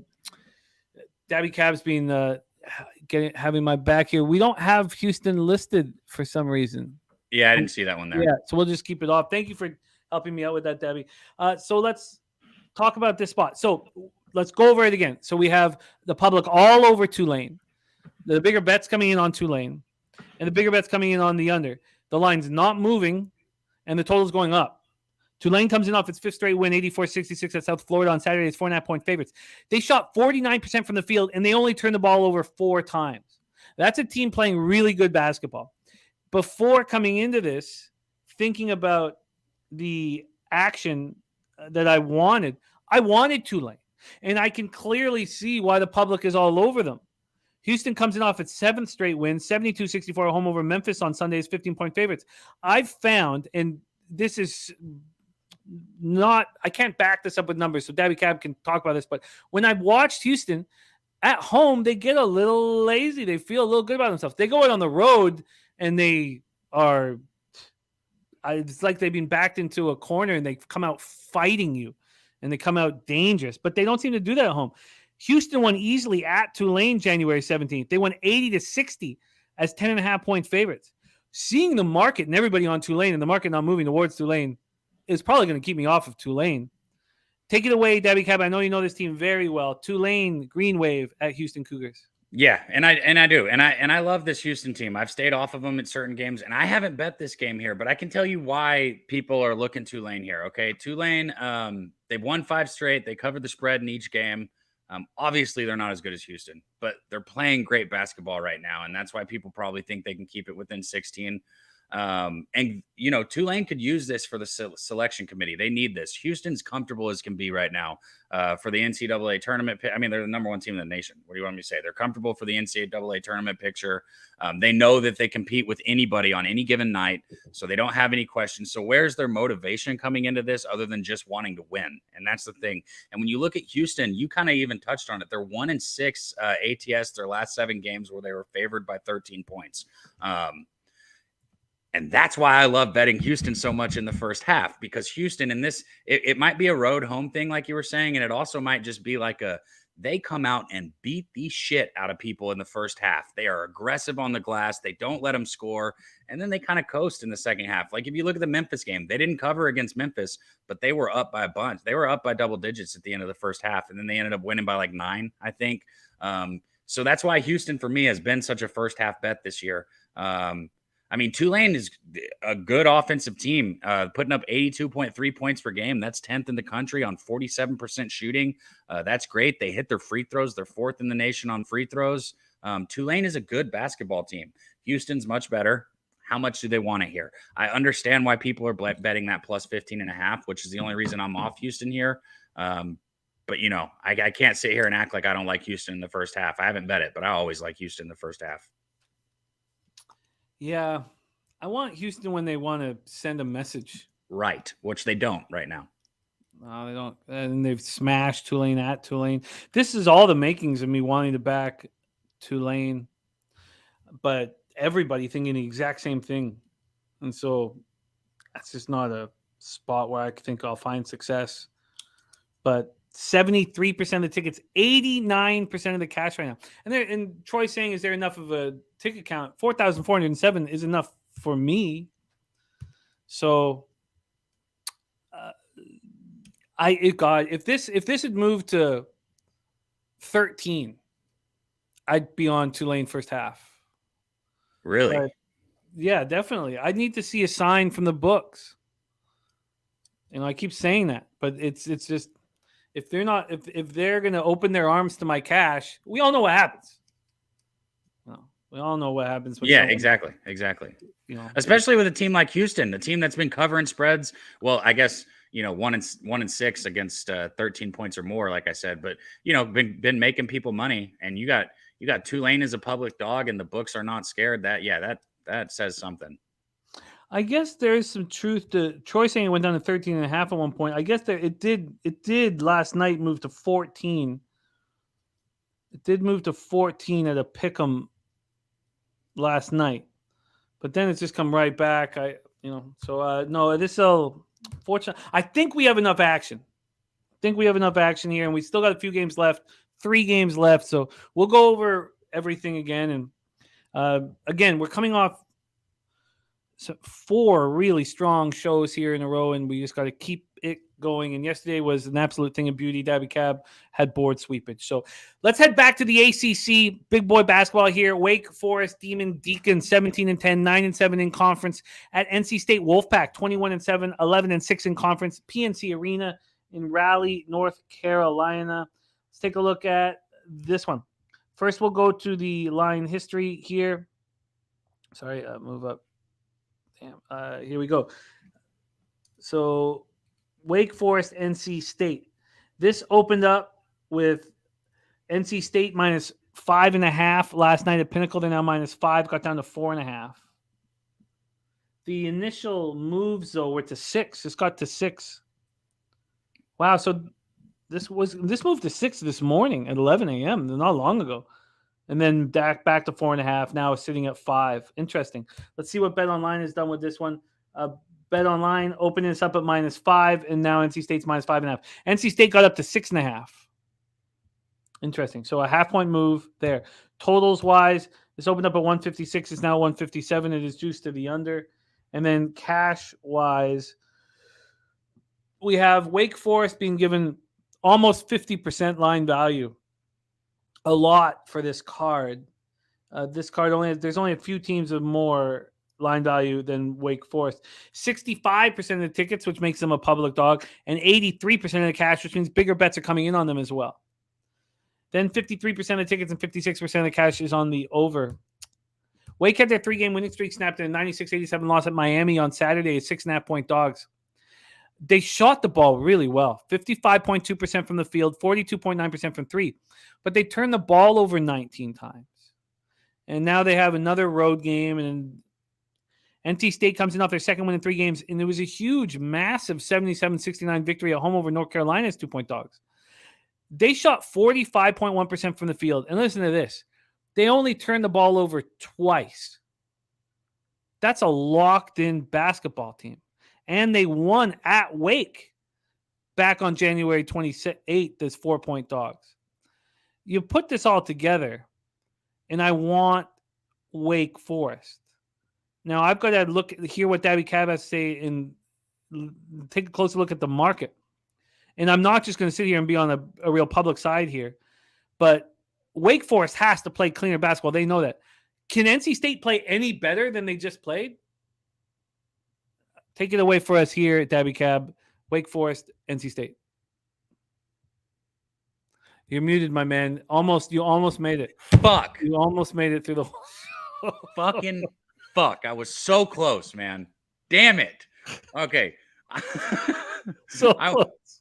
I want Wake Forest here too. I haven't bet them yet, but I do too, man. You know, you look at their offense, averaging 78 points per game. They put up 87 points in their last game against Miami, making 55.2% of their field goals and 42.9% of their threes, which is outrageous. But that's how they've shot. Appleby is, you know, he's going to be an NBA player. He's been great this year. Where Wake Forest has struggled is defensively. They're giving up 73.9 points per game, and they give up 96 last game to Miami, which, you know, I was on Miami, so I kind of expected and was glad, but still. NC State on the other side, they're averaging 78.6 points per game. They had 77 their last game on 45.1% shooting. And they played very well defensively, giving up 69.2 points per game. When you look at this game here, I really want Wake Forest in the first half. The only thing that's keeping me off of it is what you said about, you know, NC State seems locked in right now. They've won 6 of their last game, 10 straight home games. So they've won 10 in a row at home here. They've been better at home offensively. They're scoring more than 83 points per game at home, which is outstanding. They're hitting 72% of their free throws at home, which is outstanding. And the Demon Deacons, they aren't good on defense, like I said, and they've been even worse in recent games. You know, they gave up, if you average it, they're giving up over 80 points a game in their last 4 games, 81 against Notre Dame, 92 against North Carolina, 71 against Georgia Tech, barely beating Georgia Tech, 96 against Miami. So their defense is what scares the shit out of me. And NC State has been good on defense. So I think NC State's clearly the better team. But all that being said, something deep down in me wants to take Wake Forest plus the points first half here. Just because I think they have to clean up the turnovers from last game. They are an extremely good shooting team. And if they're able to clean up the turnovers and at least just play a clean half, I don't see any reason why catching points isn't a good spot for them. You know, we had the same plan coming in. Torrey Coker is on Wake first half, and Lee Davis has good spot for Wake. But I think that BJ kind of hits it home for me. He says, this is a typical letdown spot for NC State, but I'm not going against them at the house. And I think that's what it comes down to, because 10 in a row. Yeah, and then I would, also here you have 80% of the cash on Wake Forest. So, and I want to go over a couple. We talk. I know that the capping has changed, and evolved on the show here, but with the idea that I don't that I want to see a sign from the books here. You have 80% of the cash on Wake Forest, and remember I hammered this home as much as I could last year. And this was the beginning of the change last year. Was in the NHL. I was destroying total market moves. I was destroying them. I was beating them by a half goal. I was beating them by 40 cents, and I had a negative ROI on those because I was seeing a public spot, or I was seeing the same thing everybody else was seeing, and that wasn't working. And so I had to stop doing that. And here I see the same thing as you guys. This is a letdown spot for NC State. But why is the market moving towards NC State if 80% of the money's on Wake Forest? The books are seeing the public all together having an expectation that this is a letdown spot, and they're saying, okay, here, we'll give you even a better line. So I can't. Fuck it. I'm off. Yeah, I'm off it too. Shout out to Galactic High. Yeah. Our guy Galactic High, a member of We Be Pubbin'. I love it, man. My dude. Run down to San Antonio with us, my guy. Galactic High here. Okay, so I get it, but I am off. There's Sun Dizzle in the house, our headliner on Sunday evening. Ooh, Jimmy, I'm excited about Sunday now too. I don't know if you know, but so we've decided to put the dinner right after the racetrack, right before Sun Dizzle. So I'm going to get nice and infused, nice and high, and then go laugh my ass off with your boy. I love it. Yeah, we need to talk about that as well, because I cannot make it by 5 p.m. from the track. The track's 45 minutes away. And can you make it by 6? I think so. We got to talk about that. It's just, Santa Anita's going to be in full swing, but we'll discuss that because I definitely want to be at the dinner. Okay, let's roll on here. But Wake Forest, NC State is no action here for us. Let's move on to the next spot on the board, and that's at the Kohl Center in Madison, Wisconsin. Let me get this all set up for us.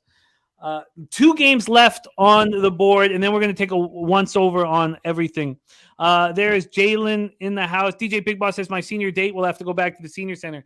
Yes, by that time, you're right. Swiss Horton says, Sun Dizzle has to do a crazy set after the infused dinner. No, don't worry about Sonny. He delivers. He delivers the goods. Okay, but let's get back to action here. Iowa Hawkeye, 17-10, 9-7 in the Big Ten at the Wisconsin Badgers, 15-11, 7-9 in the Big Ten. Let's move over here and get this set up. I didn't have it set up. I apologize. Let's start with the line history here for this one. Just 2 games left on our card. 15 games we broke down today. Let's go to Iowa Whiskey. The market was the reason why I added this game here. I thought that this was a great betting situation. Although, here we go. Taking a second. And movement. Come on. Give it to me. Sorry. I'm interested to hear this market. I don't know why it's taking so long to come up. So I'm going to have to refresh here. All right, it's taking a second here. Let's go over to the cash flow. At least we have that information. So 4,025 tickets in. They've given line value to the Hawkeyes. 4,025 tickets in. God damn, it's not working. 4,025 tickets in on this one. 65% of the tickets on Iowa, but none of the money. 24% of the cash. The big bets are coming in on whiskey. 35% of the tickets and 76% of cash. The big bets are also coming in on the over. Big bets coming in on the over. 49% of the tickets and 95% of the cash on the over. And I'm going to have to restart this site. It's not coming up for me. Oh, here it is. Finally. Okay. So over a bookmaker, it opened up at 1 and didn't move.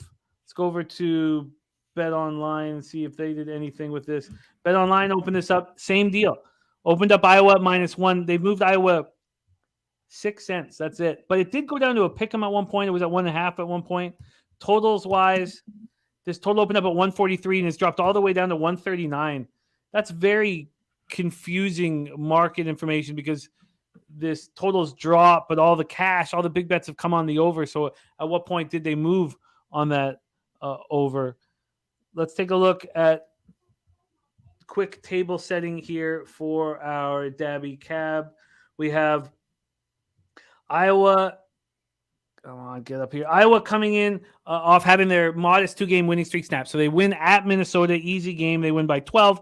Then they beat up on Ohio State. We capped that game here on the show. They beat them by 17. And then they lose at Northwestern by 20 points. Very ugly. Wisconsin's lost 2 of their last 3 games. They beat Michigan at home, followed that up by losing by a point to Rutgers. Wisconsin with a day extra rest. Take it away for us here, Daby Cab. Second to last game on the board for us, Iowa, Wisconsin. Okay, so we know these teams are 2 polar opposites, right? Offense and defense. So let's get into the offense real quick, talking about the Hawkeyes. 5th in field goal percentage this season in the conference. 7th in 7th in 3-point field goal percentage, 4th in the Big Ten and fewest turnover rates. So they protect the ball well. Their only downfall is 14th on scoring defense. But when you look at the Iowa, man, 80.3 points per game. That's 21st in the country. Their free throw percentage, 74.2%. They're shooting 45.7% from the field, which is nice and above average. And you flip the script and look over at Wisconsin, only shooting 41.1%. That's 331st in the country. Only putting up 64.7 points per game, also 333rd in the country. Free throw percentage, they're a little better at that, 332nd in the country, making a 65.9%. And they don't rebound well, only 29.2 rebounds per game at which is 306 in the country. And, when you're missing that many shots, you'd like to think you'd be grabbing a few more boards here in this situation. Both of these teams on the outside looking in right now need some serious resume building. But they can do it. They still have time. And Wisconsin won the first meeting back in December when these teams played, and they shot 50% from the field in that game. Wisconsin's not going to shoot 50% from the field again. It's not going to happen. They won 78-75 in that victory. So it was a big win for them. But again, you want to look into this. This game is crucial for both teams' tournament hopes, like I said. And I think it's going to come down to Wisconsin's ability to get stops against Iowa, which I don't think they're going to do. I think Iowa has the advantage here. I think their offense is going to be able to outplay this Wisconsin defense. I think this is a much, much needed split series that they need to get here. Iowa really needs this game. I got minus 110 in the first half on the money line. And I love that. I don't even got to lay points with them. So, yeah, I'm all over Iowa in the first half here. And also, Wisconsin's only 3-10 ATS their last 13 games at home. So that's not very good. Yeah, I get the idea. Iowa going to bounce back after loss to Northwestern, not trusting whiskey. Johnny Gunn says, so why isn't the line moving to Iowa? There was a good point made by Troy when we're talking about a 1-point spread. You go over to the cash. The cash is on Iowa. Money line bets, 52% of the tickets, 70% of the cash. Spread bets are on Wisconsin, so it's still convoluted. I feel this is tricky. I like the idea of using what Wisconsin did to Iowa against them here and backing Iowa first half and backing the bounce back in the first half, but just not enough correlates for me. But Cab has moved on Iowa first half money line. Let's talk about the final game on our board here. A little nice DGen special, man. 10:30 Eastern, last college basketball game. I actually have one other one too. Oh, beautiful. Okay. Yeah, beautiful. Perfect. Yeah, anytime you can always add that at the end. Okay. Always. That's very helpful. And we saw your Utah State was a gift yesterday. Let's talk about this one. Final game here that we'll do a full breakdown on 10:30 p.m. Eastern. New Mexico Lobos 20-7, 7-7 in the Mountain West at the Boise State Broncos 21-6, 11-3 in the Mountain West. Extra Mile Arena in Boise, Idaho. New Mexico opening up at plus 5.5 at Pinnacle. They're now at plus 6. We'll go over to Bet Online. Over at Bet Online, they opened up at plus 5.5, plus 6, so no difference there. Total wise, it's opened up at 146. It's gone up a point to 147. We go over to the cash flow here for this one. 2,547 tickets in. 65% of the tickets and 84% of the cash on New Mexico. All these big bets on New Mexico, expecting New Mexico to continue on what they did against San Jose State, but the line moving slightly towards Boise. 79% of the tickets are on the over. We don't have a cash flow. 79% of the tickets are on the over, and it's gone up a point. It's gone up a point. Man, did this Lobo team look different against San Jose State. And you guys all talked about why. And it had to be more of an emotional lift because Jalen House, what did he do? He was there, but 25 minutes, he had 5 steals. That's a big deal. Having your point guard back is a big deal. 5 assists, 5 steals. That's what he did. So, because he was on a nice run points-wise, but he was just 3 of 10 from the field in that game. But I see now when I looked up exactly what he did. I remember falling because this was my mistake. And you guys talked about it in the chat that I was making a mistake. I was on San Jose State in that spot, and you guys talked about House returning and how they're much better than and I went 3-2 on Friday, and I was 3-0 going into the late games and lost the last 2 late games. And I was wrong on this spot. So, a big change after 4 straight losses for New Mexico. Boise State, on the other hand, they come in off their 3rd straight win. They win at the house against UNLV 73-69. That came on the heels of wins over Colorado State at Colorado State and, of course, at home against Wyoming. Their last loss was San Diego State. They've been stepping up since then. They were 7.5-point favorites at home against UNLV, and they didn't play particularly well. They only hit 25% from 3. But they did enough. Marcus Shaver and the boys did enough. Take it away for us here. UNLV, Boise State. One thing I won't do is go against money. So if everybody's betting on here, let me move this too. If everybody's betting New Mexico and it's going towards Boise State, I'm not going against that. Last time they met, New Mexico won 81-79. I think it was a 2.5-point spread. So Boise State covered the spread, but New Mexico won the game. So there's that. We can talk about that. But obviously a lot has happened since then, especially for this New Mexico team. Boise State right now, they're 2nd seed in the Mountain West Conference. So they're only 1 game behind San Diego State. Whole bunch to play for. That's important to know. They're only 1 game ahead of Nevada also, so it's close. This team is putting up 73.4 points per game, which is 4th on 48.1% shooting, which is 2nd in the conference. Outstanding. They're surrendering 65.7 points per game, which is also 2nd in the conference. They've been just doing great. This team has been great. When you look at Boise State, their adjusted defense efficiency, they're allowing 93 points per 100 possessions, and they're 22nd and opposing 3-point percentage, holding opponents to only 30.1%. I understand why people would think New Mexico here. If I just looked at this and didn't cap into it, I'd think New Mexico also, especially thinking, hey, they're getting back on track. But I'm not going to be that quick to bite into it here. I'm off this game, but I kind of actually lean Boise State. I don't know what to do with the Lobos. Clearly, I have no sense, they were just spectacular all of a sudden. And they were a good team. We thought that we might see them in the dance, at one point. And then they lose 4 straight. This one's tough. Troy Torrance says, as I highlighted, New Mexico 5-1 as a road dog. Boise State 6-6 as a home favorite. Much love, T-Mac, my man. Go get that cash. It's funny. I'm looking at my action now on the day, and I'm like, God, there's just not that much of it, which I did not want to see. But you got to. If I step out of my lane, then I watch money leave my wallet. So I got to stay close to this. But I feel the same way with Boise State, but I clearly don't have the right read on the Lobos. Cuban Connect on Notre Dame to win money line. The Reaver in the house. The Reaver will be hanging out with us in San Antonio. Says, I'm from Albuquerque. Says, don't ever trust New Mexico. That's right from the Reaver. Yeah. I would, even in that loss, that 81-79 loss, when they played each other last, Boise was just 25% from 3. Boise's the better basketball team to me.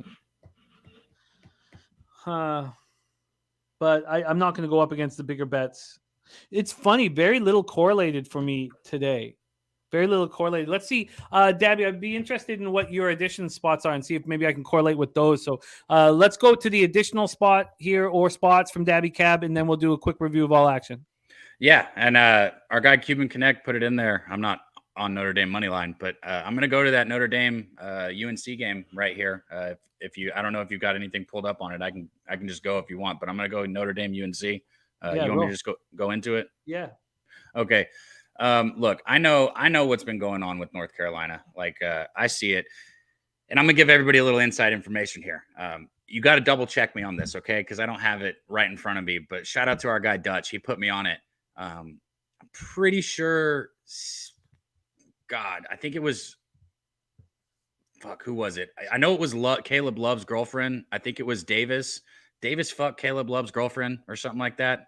So this locker room has problems. Those are two of North Carolina's top players, if you didn't know. So like what's been going on, like one of them hooked up with one of their girlfriends in the locker room. The locker room has just been an absolute shit show for this North Carolina team. Now, but onto the game here.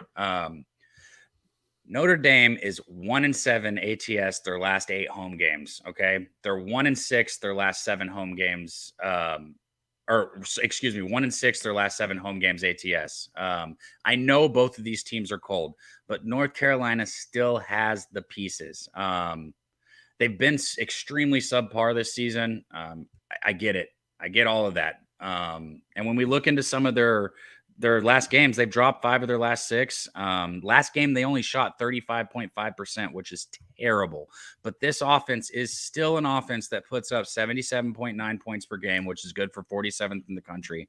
And when you look into this, this is just a spot for me that North Carolina at 16-11, if they can make a conference tournament run, or if they can make a run, they're one of those teams that's going to get love still. They're still going to get love and somehow find a way to slip their ass into the tournament, even though they don't deserve it. And I think they know that. They have to win this game. And this is just a terrible Notre Dame team. I mean, just awful Notre Dame team. What I did here in this game is I took North Carolina -3 in the first half. I think North Carolina should come out here and just kind of Notre Dame's one thing they can do is shoot threes. But what they can't do is rebound. They can't defend the board. And I think Baycott and I think North Carolina, as angry as they are because of how shitty they're playing, I think this is a spot where they can let out some of that anger on a very bad Notre Dame team. Yeah, the bigger bets have come in on North Carolina. 43% of the tickets, 65% of the cash. The line's moved a half point towards North Carolina as well. Crazy to me. You're about to play in the NBA and you're worried about your girlfriend. Right. Man, I would have many girlfriends and they could do whatever they please. 43% of the tickets, 65% of the cash. It feels like that's the right look. It does. So, who is moving on the money line there? Cuban Connect on Notre Dame money line. Troy Torrance says it's a matter of respect. Oh, I would make it clear to my teammates that I don't care. Huh. That would be the first thing that I would let everybody know, and I would draw it on the chalkboard. But let's get back. North Carolina here. Interesting. So you're moving on in the first half. What's the line that you got? -3. -3 at -110 for Cab. Come on, Troy. There's no better way. That's how it's supposed to be. Hook up the fam. Feed the fam, baby. North Carolina first half -3 at -110. Feels like that's where the sharp money is. Let's. What you were talking about? What North Carolina has just been through. But I would like just to see it quickly before I decide to add it. We also have Lee Davis talking about Abilene Christian. I'm going to take a look at that after the show. But I just do you have another one other than this one, or is this the only? This is the one. This is the one here that I'm adding. Sorry. Okay. No, that's all good. Let's just go. I just want to see exactly what's happened with North Carolina in the last little bit here and see the spread. This game pops off at when? 7 p.m. I just had it in front of me. It's here 9 p.m. I got 9 p.m. Eastern. 9 p.m. Okay, I was gonna say 7 or 8 my time. 9 p.m. Yeah, 9 p.m. So you have North Carolina off 2 straight losses. lost 4 of their last 5. It's just you have Notre Dame that's playing much better basketball on the road. At home, they lost to Virginia Tech and they lost badly to Wake Forest, but they played Duke and Virginia tough. And you could say Duke and Virginia just looked past them. Here, North Carolina needs to smash them. I like your look a lot. And I just want to go back to this where it is. When a team needs to smash, man, you look at the boards. Notre Dame's only getting 28.6 rebounds per game. That's 323rd in the country, whereas North Carolina is getting 36.5. That's 9th. I just don't see any reason. If Notre Dame is struggling from shooting from deep at all, North Carolina should beat the shit out of them because that's really the only thing Notre Dame does is shoot threes well. I like your look. I think it makes a lot of sense. It's got to be an angry group after losing to NC State. Embarrassed. I wouldn't say embarrassed, but this is unranked Tar Heel squad. So I like that look a lot. BJ, it's 6.5. It was at 6. It's now at 6.5. Bigger bets have come in on North Carolina. The more quantity of action is on Notre Dame. I like it. Okay, so let's review all action. Lee, I'm going to take a closer look at your Abilene Christian. But let's review all action in college basketball. And then I'm going to lock in what I would like to lock in. And then we stay hot. So first off, Bellarmine, and this is a way less amount of action than I thought I would have. Bellarmine, Jacksonville, there's no movement for us. I'm moving on the under in Providence, Yukon. Virginia, Boston College, there's no movement for us. I'm going to be on the first half under in Temple, Cincinnati. Syracuse, Clemson, we are off. I still am staring at LSU. Yes, I'm riding with Kennesaw Troy. Cab gets his card started with Kentucky, -2.5 and -110. Southern Miss, Old Dominion, and Marshall, James Madison, we stayed off, unfortunately. I'm going to move on Kennesaw State. First half. I do have some concern that North Alabama can get their shit together here, but I'm gonna move on Kennesaw. And maybe I'm being too cute. Maybe it should just be a full game look, but I'm gonna be on Kennesaw State first half. And if they're down bad in the first half, I will think. I'll obviously need to be watching it, but I'll think about moving on them live. I have got to stay off of Belmont. I can't start changing the plan that's been working here. I can't do that. And I can understand anybody wanting Belmont. Let me just go over this quickly again. Bellarmine, where's Belmont? 81% of the tickets and 88% of the cash is on Belmont. 81 and 88. That's just a huge amount that's on Belmont. So why in the world is the market not moving quicker towards Belmont? Now, Pinnacle just moved them to 2.5. But that's at plus money. They had them up to 3, but there's been buyback. Why would there be buyback? Why would the books be welcoming? I can't do it.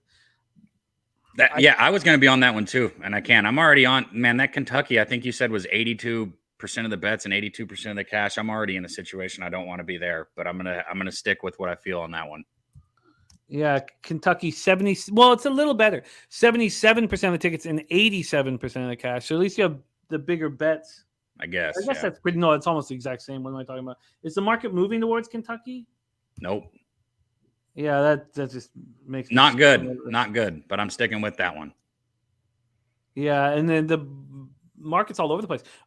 Bookmaker and BetChris, 2 sharp books that run in tandem, have moved it to 2. Oh fuck. So, and Lee Davis says wrong team favoring the Belmont game, and Nunya's on the Sycamores. Okay, so sorry, let's go back to the review here. I don't know what a sycamore is. It's a tree, isn't it? I don't know. Sycamore. Actually, I think you're right. Okay. Tulane, Houston, no action. Wake Forest, NC State, no action. Cab is on Iowa first half money line. And he's on North Carolina first half -3 at -110. And I'm going to join him on that North Carolina look. Rick J says Vermont, a great team to fade live if they're up 20 plus. Put their bench in. Their bench is all 5'10" and terrible. They always give back close to 10 points to the other team. So there you go. And Lee wanted me to take a look at Abilene Christian. I will do that.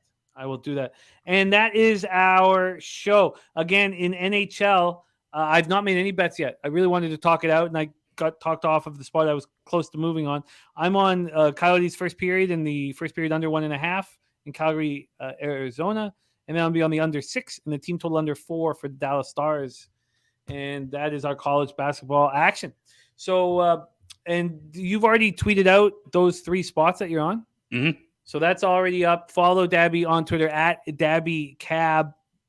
And then, Daby, before we put a full bow on this, tell us a little bit about the infusion dinner with Delusional Eats. Tell us about the courses and give us give the cappers in the chat an idea of some of the things that we're going to be up to here at Pubapalooza. So look, guys, when I tell you this shit's going to be like a 5-star, okay? So for the infused dinner that we're doing, my guy Delu, shout out to Delu. He's ordering steaks from a local butcher out there in San Antonio. He's getting a jumbo shrimp from somebody. He's ordering them. He gets the best fucking stuff. He doesn't just go to Walmart and get his stuff. He's getting us the best products. He's going to have steak, shrimp. I'm not going into the whole menu because it's going to have multiple plates. There's going to be infused guac, infused pico, infused queso, infused tacos. There's going to be an infused dessert.